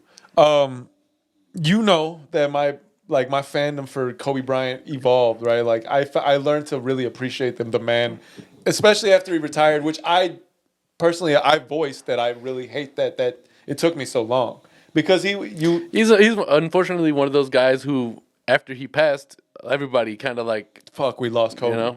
Because I remember you learn when the void's there, you learn who you lost. He's one of those people. Like I don't remember where I was when a lot of people passed, but we were like on a break or some shit like that to confirm it. We were on the pod, yeah. It was like literally right before, because that shit didn't sound like it made any kind of sense. You know, like what the fuck. That happened right before COVID popped off. So we were only podding a couple more episodes after that. 2019 it happened, right? It was right when Dave left the pod, right the first time. Because it was just before because he was still there. Who? Dave. So it was just before he left because he was there with us. No, he wasn't there. It wasn't. I promise you, he wasn't. It was me. No, it wasn't. It was me and you because Vivi came in and talked to me and you. Dave was not there. I guarantee you he was there. I guarantee 100%. We'll go back and look. We can call Dave right now. Dave wasn't there for sure. I know that for a fact. But yeah, I mean, you know that I learned to appreciate more of him as I got older and as he. Sports rivalries are supposed to be a thing. I'm not gonna ever apologize. But for I was so anti-Kobe that I couldn't even appreciate. Like, I know you're anti-LeBron 100%. Don't give me a second to just set this up. But you can also say that. Though we both, what was that? The womp, womp, womp? No. What? That was my rim shot for you, your joke. Oh, well, I can't hear it, obviously. So, but you also, without saying that he's not the greatest of all time, we understand that. But we do understand he's a talented individual in basketball, right? I almost refused to acknowledge that for Kobe Bryant. Like, no. It's just I enjoyed seeing the Lakers fail when they failed. I did. I've cussed him out many a game. Like, I've watched him live. Like, fuck you, Kobe Bryant. But now it's not. It's rest in peace, Kobe Bryant. It's not fuck you. But that would have been something to see because that gets you to. That means that you're playing with a 40-year-old MJ and Kobe Bryant in probably his prime, right? Yeah. But the thing is, the Lakers dynasty wouldn't have been such a thing at that point then. So when did the Lakers win their first championship? 01? I think 01. Right. So I believe it was 01, 02, and they got a three-peat, didn't they? Yeah, they got a three-peat. And then so they got 01, 02, 03. And he said he wanted to go when? 03. So but they wouldn't have won. They wouldn't have had the 3. They would have got their 2. But that's crazy to think. Like, you know what? To me, it's like a player that leaves a team after they've won a championship. You got to run it back one more time. I always disagreed with Kawhi leaving Toronto. It's also I think it was bullshit. It's also the quit while you're on top, you know? But he quit. Like Jay said, he didn't quit though. Like Jay said when he first retired. Actually, it's Jay's status appears. I'm gonna be honest about Kawhi Leonard. We need to have a fucking real discussion about that. Yeah, we'll get to that. But no, I'm saying. But it's like what Jay said on the Black Album. He's like, as fate would have it, Jay's status appears to be at an all-time high. The perfect time to say goodbye. You know what I mean? Yeah. So sometimes you just you drop out while you're ahead. Hey, I ran it back a second time. I gave the other teams a chance to come and try to take the goal from me, but they didn't. He didn't. No, I know. I understand that. He went to the Clippers. I'm saying if he had. But I will say he's kind of just. I'm not talking about Kawhi. Fizzled out. The guy's a fizzle. I'm not talking about Kawhi. The guy's a fucking fizzle. I'm not talking about Kawhi. And I was just watching that episode yesterday. Nobody calls me a fizzle and gets away with it. I don't remember which. So who are you talking about? Down there somewhere. Talking about Kobe? Yeah. So, yeah, no, I think it would have been pretty cool to see, honestly. But I don't see him having left. Like, you got to give it that's why it sucks that the Bulls didn't get the chance to get knocked off the mountain. Though we're glad we didn't It does not. Though we're glad we didn't see it, I also think we would have gotten another one or possibly 2. Yeah, I agree. I don't The next season was a short season. It was fucking 58 games. 58 games. You tell me the Bulls couldn't have pulled out a... Dude, the reason why you get so tired is because it's an 82-game stretch, and now you've got to dominate the playoffs like you normally do. So if I also argue games, that means I hate a lot to of hear about tired and the grind and the blah blah blah blah blah. I know obviously the one talking about nowadays. In general, you're playing basketball. Well, no. I understand the element to it that back then they played all all the 82. flying and blah blah blah blah. I get that. Back then they played all 82 and the playoffs. Now, no, you can't say that because no. I'm saying the only argument that is valid to that is that if you have to play 2 games in a row and you have to get on a flight in the middle of that I understand. That's obviously tiring. We've been on a flight and not going to play basketball. You have all right. But if all you're doing is playing ball, I do not want to hear that it's a tiring I'm still grind. Pretty tired. Yes, but you're as old. So okay, I will say and not in the flow of playing every day. That's true. Yes, Think about when you're 20, man. You're going to play ball for 4 hours. So you got to think about those players back then. And still be like, I'll play tomorrow. Those players back then, right? We'll get to that in a second. Those players back then, they were... Okay, so yes, they were tired, right? And they had all rights to be. But they were also built differently because they played every game regardless of being tired. Yes. MJ never said, yeah, man, honestly, today, I ain't really feeling it. Never. Now, I be watching, like... That's my thing right there.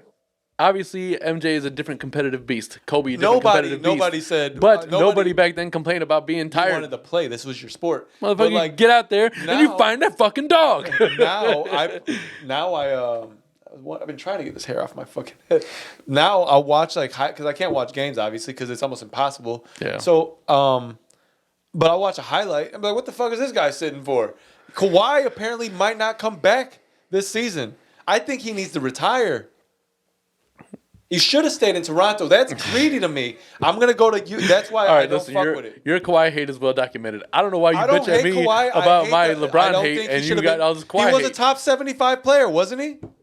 So they put him as a top 75 player. He also has won, and he got a defensive player of the year and a championship. He's got a Finals MVP. Yes, I get it. LeBron ain't got no damn defensive player of the year. All right, there wasn't a player on that list that was left off that list that Kawhi could have been replaced with.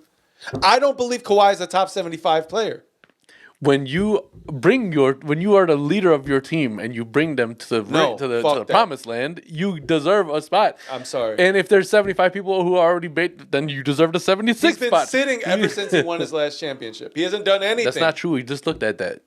He has, I know, not sitting literally, but he literally has accolades 21, 22. I mean, figuratively, kind of like. He won his championship. No, he ain't been tripping. He don't give a fuck about playing. Of course, he's fine. He went from being broke and driving a Tahoe from 1994. He still drives that shit. Like, you don't sell this shit. He's cool. He's chilling, man. He's back in the back of the car, rolling up a blunt, like, "Hey, baby, hey, baby." What it do, baby? What it do, baby? But like, that's the most you ever heard Kyrie talk. Scroll down to see that he was rolling a blunt. That's the most you ever heard Kyrie talk. He was definitely rolling a blunt. The one thing, my only knock against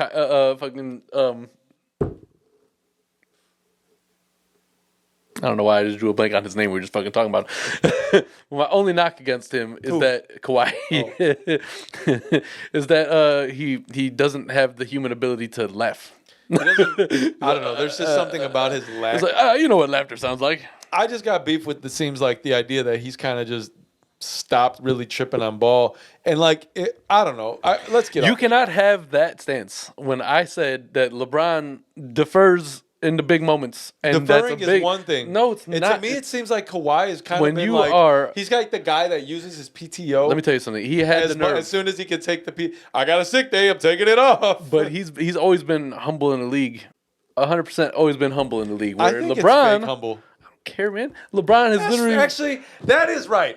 Kawhi is a fake humble person. LeBron has been in press conferences like, I'm the best player in the world. Yeah, but you still deferring. And we understand that. Yes, I understand every point you're making about him. We're talking about Kawhi Leonard, who isn't LeBron James. He hasn't won as many championships, and he's not LeBron. He's not LeBron skill wise. You saying he is? Kawhi no, I'm not saying that he's the same level. We're just being objective in that matter. I'm talking about Kawhi, to me, who hasn't necessarily earned this.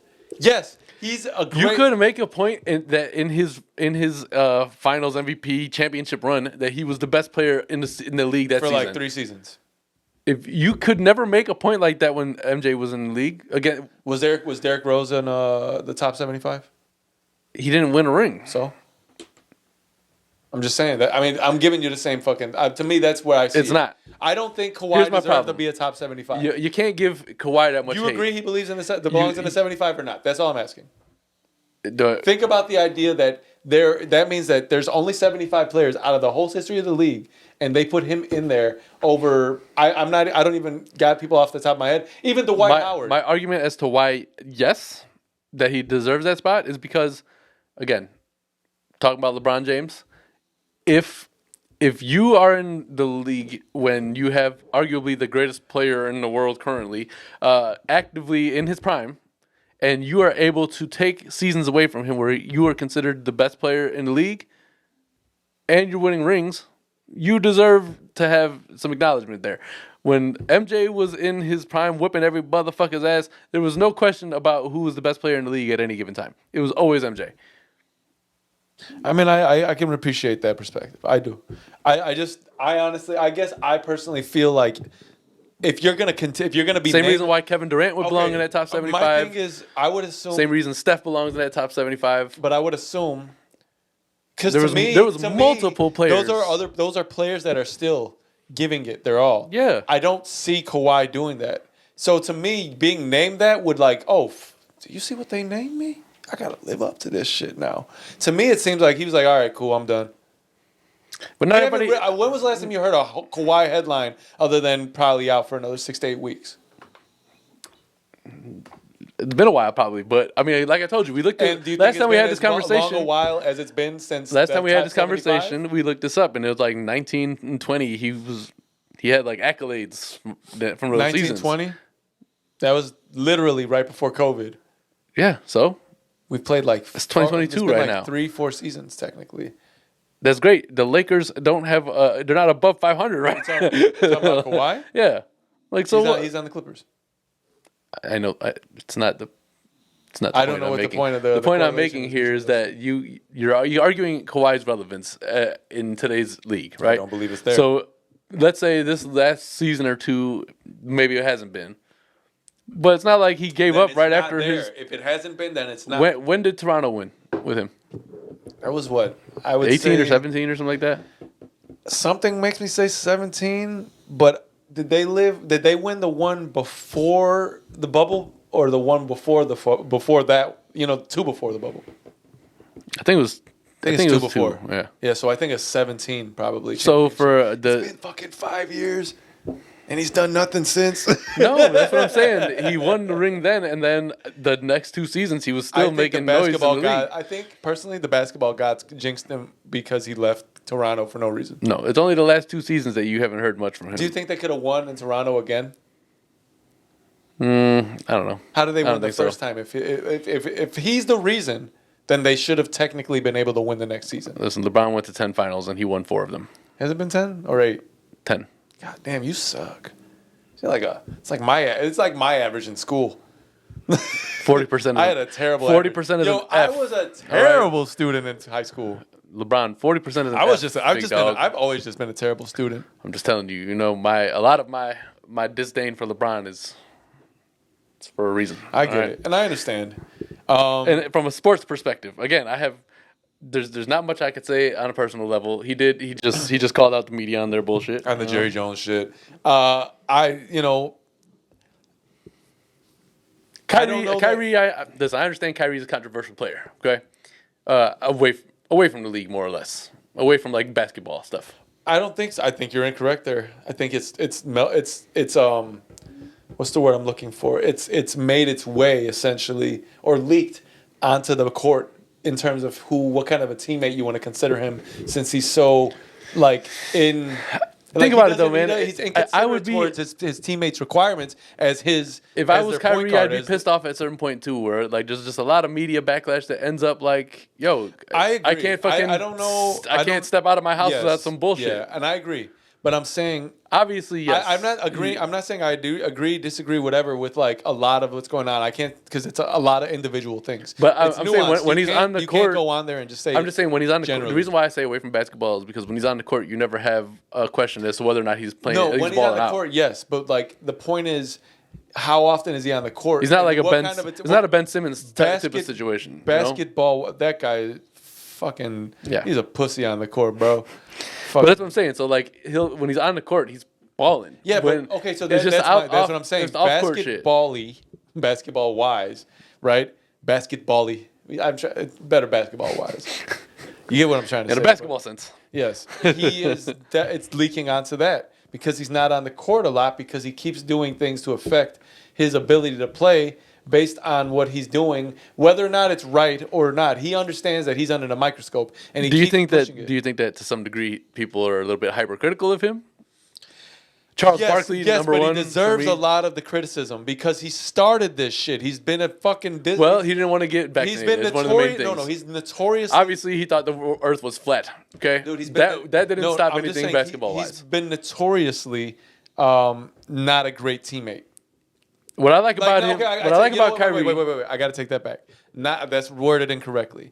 He's been like a inconsiderate, a begrudged teammate, if you will. With LeBron, he went to the Celtics. He's now in New Jersey, and he's still like going through these fucking like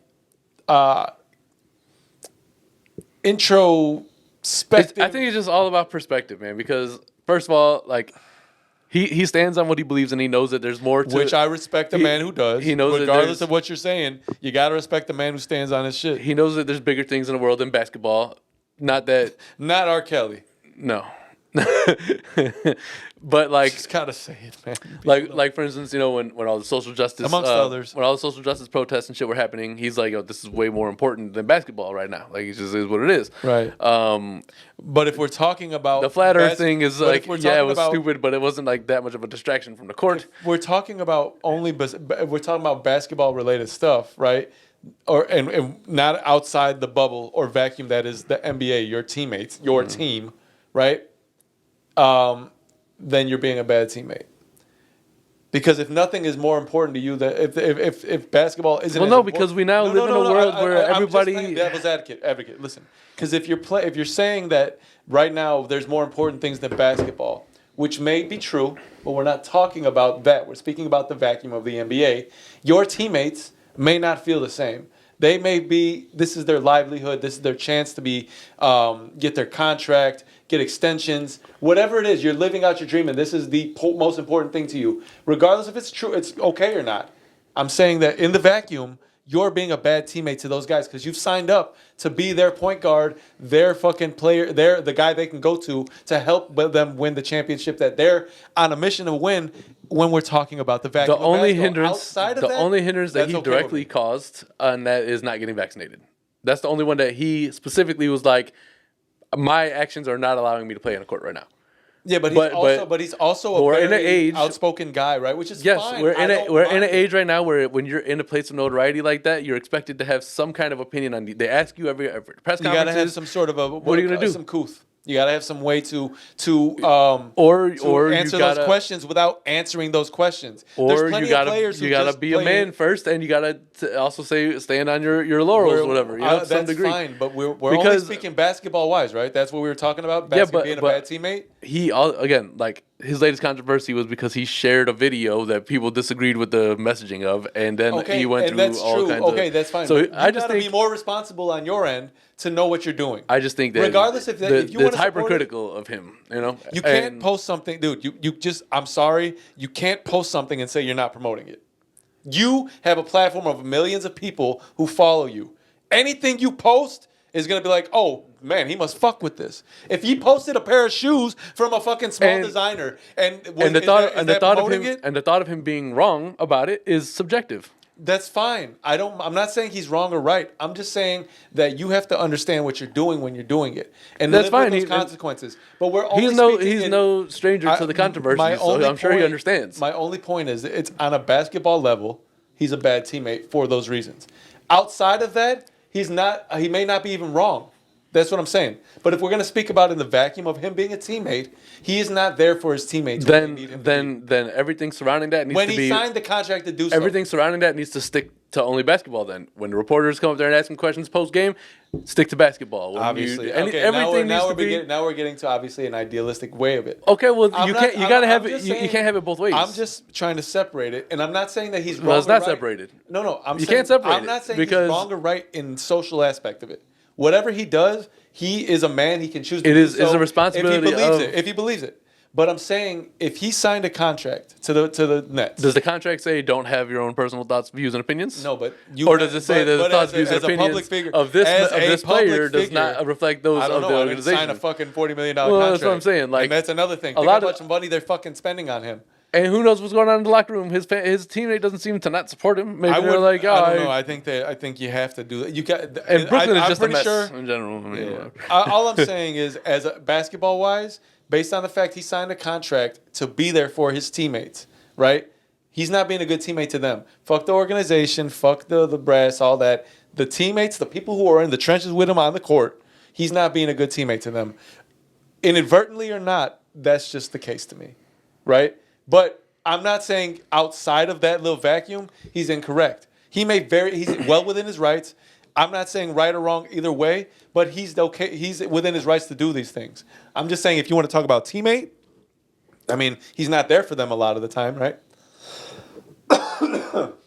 That's all I'm saying. But again, the only actions reason that he has to remember as a public figure are within a microscope. But the public wants these. If our podcast ever gets on, we're gonna have to know that. No, it's not the same thing. And how we deal with it is not the same thing. When you're a public figure who is looked up to as a role model.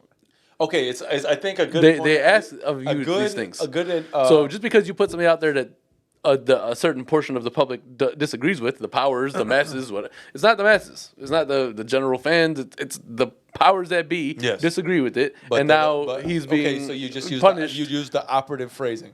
It's the powers that be. They're not the powers that aren't.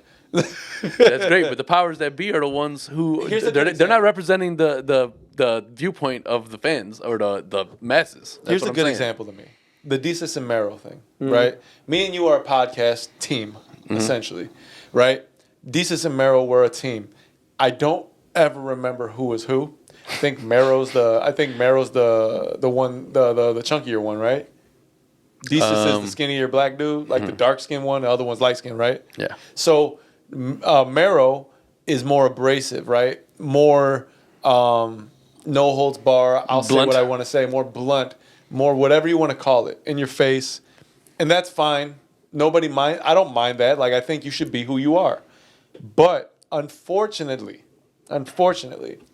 his teammate had bigger goals, right? I think we can, if we really play this right, and this is all based on what they've talked about, speculation or have you. I'm only saying in this situation, if it's how it's been worded, with those goals in mind, right? Like we can get the fucking bag. But that's all dependent on who you're trying to do business with. I watched interviews. They were on Showtime, right? Yeah. Man, I don't know, man. Showtime got me. I'm gonna shut the fuck up. Try to get this bag real quick. It all depends who you're trying to do business with. I've watched mad interviews with Seth Rogen where he's like, "Yo, I made Sausage Party. I've made like some of the most crass, ridiculous, out there comments of all time." He's like, "But guess what? I'm in a position where I can do whatever the fuck I want to do. Well, I can choose the projects that I want. I can. That's a privilege. That's a position of privilege.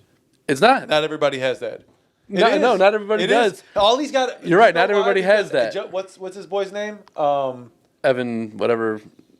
The guy that writes Apatow's the one that writes all the movies, right? Yeah. But Apatow will put him in any fucking movie he wants, regardless of what he does. Apatow's like the producer or whatever, but he always writes it with his Evan. Yeah, him and Evan are the ones who write the movies. But he put himself in a position of that's position of power. It's a privileged position to be in because it's a position of when you don't give a fuck. It's not you Kyrie's can go league. and decide what you want to do. It's basically Joe Rogan set up a place where it's his league, his team, his establishment, whatever I want to do. Seth Rogen. What did I say? Joe Rogan. Well, Joe Rogan too. But there comes a certain Joe Rogan's established himself. It's all dependent about who you want to sign me. It's dependent on who you are trying to work with because your fans are your fans and they're gonna follow you, and that's been proven 1,000 times. I think that's true. I listen. Honestly, it's a matter of. I bet you 95% of the Cleveland Cavalier fans don't like the Lakers, but when LeBron went, they're all of a sudden fans. Yeah, fair weather fans. But I'm not speaking in more or less. I'm just speaking in regards, and it's just a matter of me to saying if I'm your teammate and you're doing things to make sure that you're doing things regardless if they're intentional or not that are affecting your ability to be there on the court with me when I need you, then you're not a good teammate to me. The world doesn't expect athletes to just be the athletes anymore. So they're doing what now you're going to get backlash for doing. I'm not arguing what's that. I'm not arguing that at all. I'm just arguing the idea. Well, we're going to agree to disagree on that. Okay. We don't want to spend all day on it. But real fast before we get to sneakers, Elon Musk said that his Neuralink thing is officially going to be tested on humans in the next 6 months. Dude, no, I'm not doing it. I'm not. Hey man, he said that he can make blind people see, it can make deaf people hear. Like, I think that's a good way to get people to do things that aren't going to do any of those things. so that's the first step to turning us into It's half like robots. pandering. It's pandering to the people that need it the most. Are we turning us into half robots now? Is it the first step? I think this is pretty close. I think he might already be half robot. He looks a little bit like it. So he probably already got the Neuralink. It's like, in did him. he blink yet? No. On the Elon Musk topic, before we get the sneakers, did you see what Kanye did? He's like, let's bust one more window before we go. He did. I caught Chris Paul with Kim. He's like, good night. And then he's like, I'm going to get kicked out anyway, so let's remember this being my last tweet. And it's Elon Musk on a yacht, right? And he's standing on the edge of it, like on some stairs, like about to jump off. And I don't know who it is behind them, but they're both in like their bathing suits. And they're dudes, but they're not like in gay shit. It's like he's spraying them in the back of the head with a hose. And then he was like, let's remember this will always be my last tweet. And then he got banned after that. It's pretty funny. Kanye is crazy, man. I don't even know. That was funny, man. I'm gonna leave anything that has to do with Kanye alone. Again, if he wasn't such an asshole, some of the things he does are really funny, man. Some of the things that he says have validity to them, but some of them are just a little too extreme for the world. So he has to kind of chill out there a little bit. He can't be hailing Hitler. All right, so. Like he's a cab? Hailing. Hey, Hitler! Something like that. If there's ever a name that nobody's ever been renamed, it's that. For sure. He said that the Germans created the first highways. And what else? And microphones. Microphones. How can I be mad at the guy that helped me get my voice across? Fucking Kanye. Ridiculous. Anyway, we got sneakers. Yes, Actually, sir. we definitely. All right, so I'd like to say on our Instagram, which is now. If you made it this far, would you better fucking make it this far? I hope you did, but I couldn't tell you if you did. We're now doing sneaker competitions, right, for this pod every week to see who won the sneaker battle for that podcast. Yeah. All right. So please start voting. If you follow us, we're definitely gonna be. If you don't have an Instagram or you're too lazy to go to Instagram, write it on the bottom of the comments of the YouTube video. Hey, right. I like this person's sneakers the best. Exactly. But anyway, what you wearing, man? Man, I got these low top 11s. The Columbia ones? Columbia 11? Yeah. You got I forgot he had these motherfuckers. Fuck with these little blue. This is like the first. Have they ever been outside? Nah. Really? Yeah. You don't leave anyway. You don't. Well, listen, I don't know who created this rule, but apparently after your birthday, we're not allowed to wear white in the world. So I don't know. I mean, it's been on for a minute, but. Yeah. So this is what I got. Are these considered white? These are like heather gray. Yeah, they're not white. I wouldn't say. Yeah, I know they may look white, but they're heather gray. Whoever the fuck Heather is. What's your Why heather is gray it, sweats? If it's named after her, is she just colored gray? I think it's. I'm not gray. It's the same Don't way. Don't name that color. I think it's the same way as like when they named the hurricanes. Like we just go. We ran out of like different versions. I think of they this color, should name them so more we're gonna go to the menacing next. names. I think so too. Like you'd be naming them something like Hurricane Julio, like or just like what? Or describe them with adjective like Hurricane Sinister. Right, I think that's probably where Hurricane Unpredictable. I mean, that could be a name too. Hurricane Big. This is a big. So I busted out the Taxi ones. Second time I worn them. I wore them on Thanksgiving. Taxi. I really like this shoe, man. You saw it. What do you think about the? All right, so we back again. But yeah, I busted them out. I really like the shoe. You said you had a Wu-Tang shirt. I got a Wu-Tang shirt that matches them shits perfect. You know what I mean? That's that Killer Bees yellow you got on. That is it really is a Killer Bee yellow, for sure. On the same note, they just released those Taxi 12s, which are actually sitting. I don't know exactly why. There's a video. The 12 isn't available anymore. And 11 and a half. I find it just my foot. It depends on the sneaker nice for me. You know, it depends. Like these more like open, like Air Force One, Dunks, Jordan 1s. They have like a more open, it's not as snug a fit. Okay. But if I go to like Air Max, squeeze them. Air Max, fucking. There's a lot. There's some shoes I cannot get. I have to get them in the 12. Most shoes actually, I'd say 85-90%. Yeah. You know. But yeah, so I got these and definitely a nice shoe. Get your votes out, people, man. You want the yellow, black, and whites or the whites and the blues? You know? It's always got to be about color. Well, colors. Alrighty. Well, thank you everybody for tuning in to the R&B-esque, R&B, just largely R&B episode that we had for y'all today. I hope you enjoyed the singing. Finally got that out, huh? Well, I was trying to figure out I was searching for the R&B centric is what I was looking for there. You should have sang it. You should sing it your way out. And I was searching for the right words to tell you we out. This is why I always have to play this again. You know? Thank you for tuning in to episode number 161 of the Kasson Avenue podcast. Hit us on the socials. Subscribe to us. Follow us. Comment to us. Leave our feed alone. Don't mark when I'm doing things that you find attractive. Just don't beat your meat on your own. Just don't take your foot out of there. Wait to pause when you got an itch from now on. It was a good appreciate pod, y'all man. tuning in, man. I think it was a really good show too. Ben, thank you for chilling. Appreciate that for you, homie. And chilling. yeah. And fuck you, camera, for constantly going out, man. It's gonna If you ever notice there's like no continuity, it's because of that. You know what I mean? But we will holla at y'all on 162. Holla, City of Squalor. Dude, 160 deuce. 162, baby.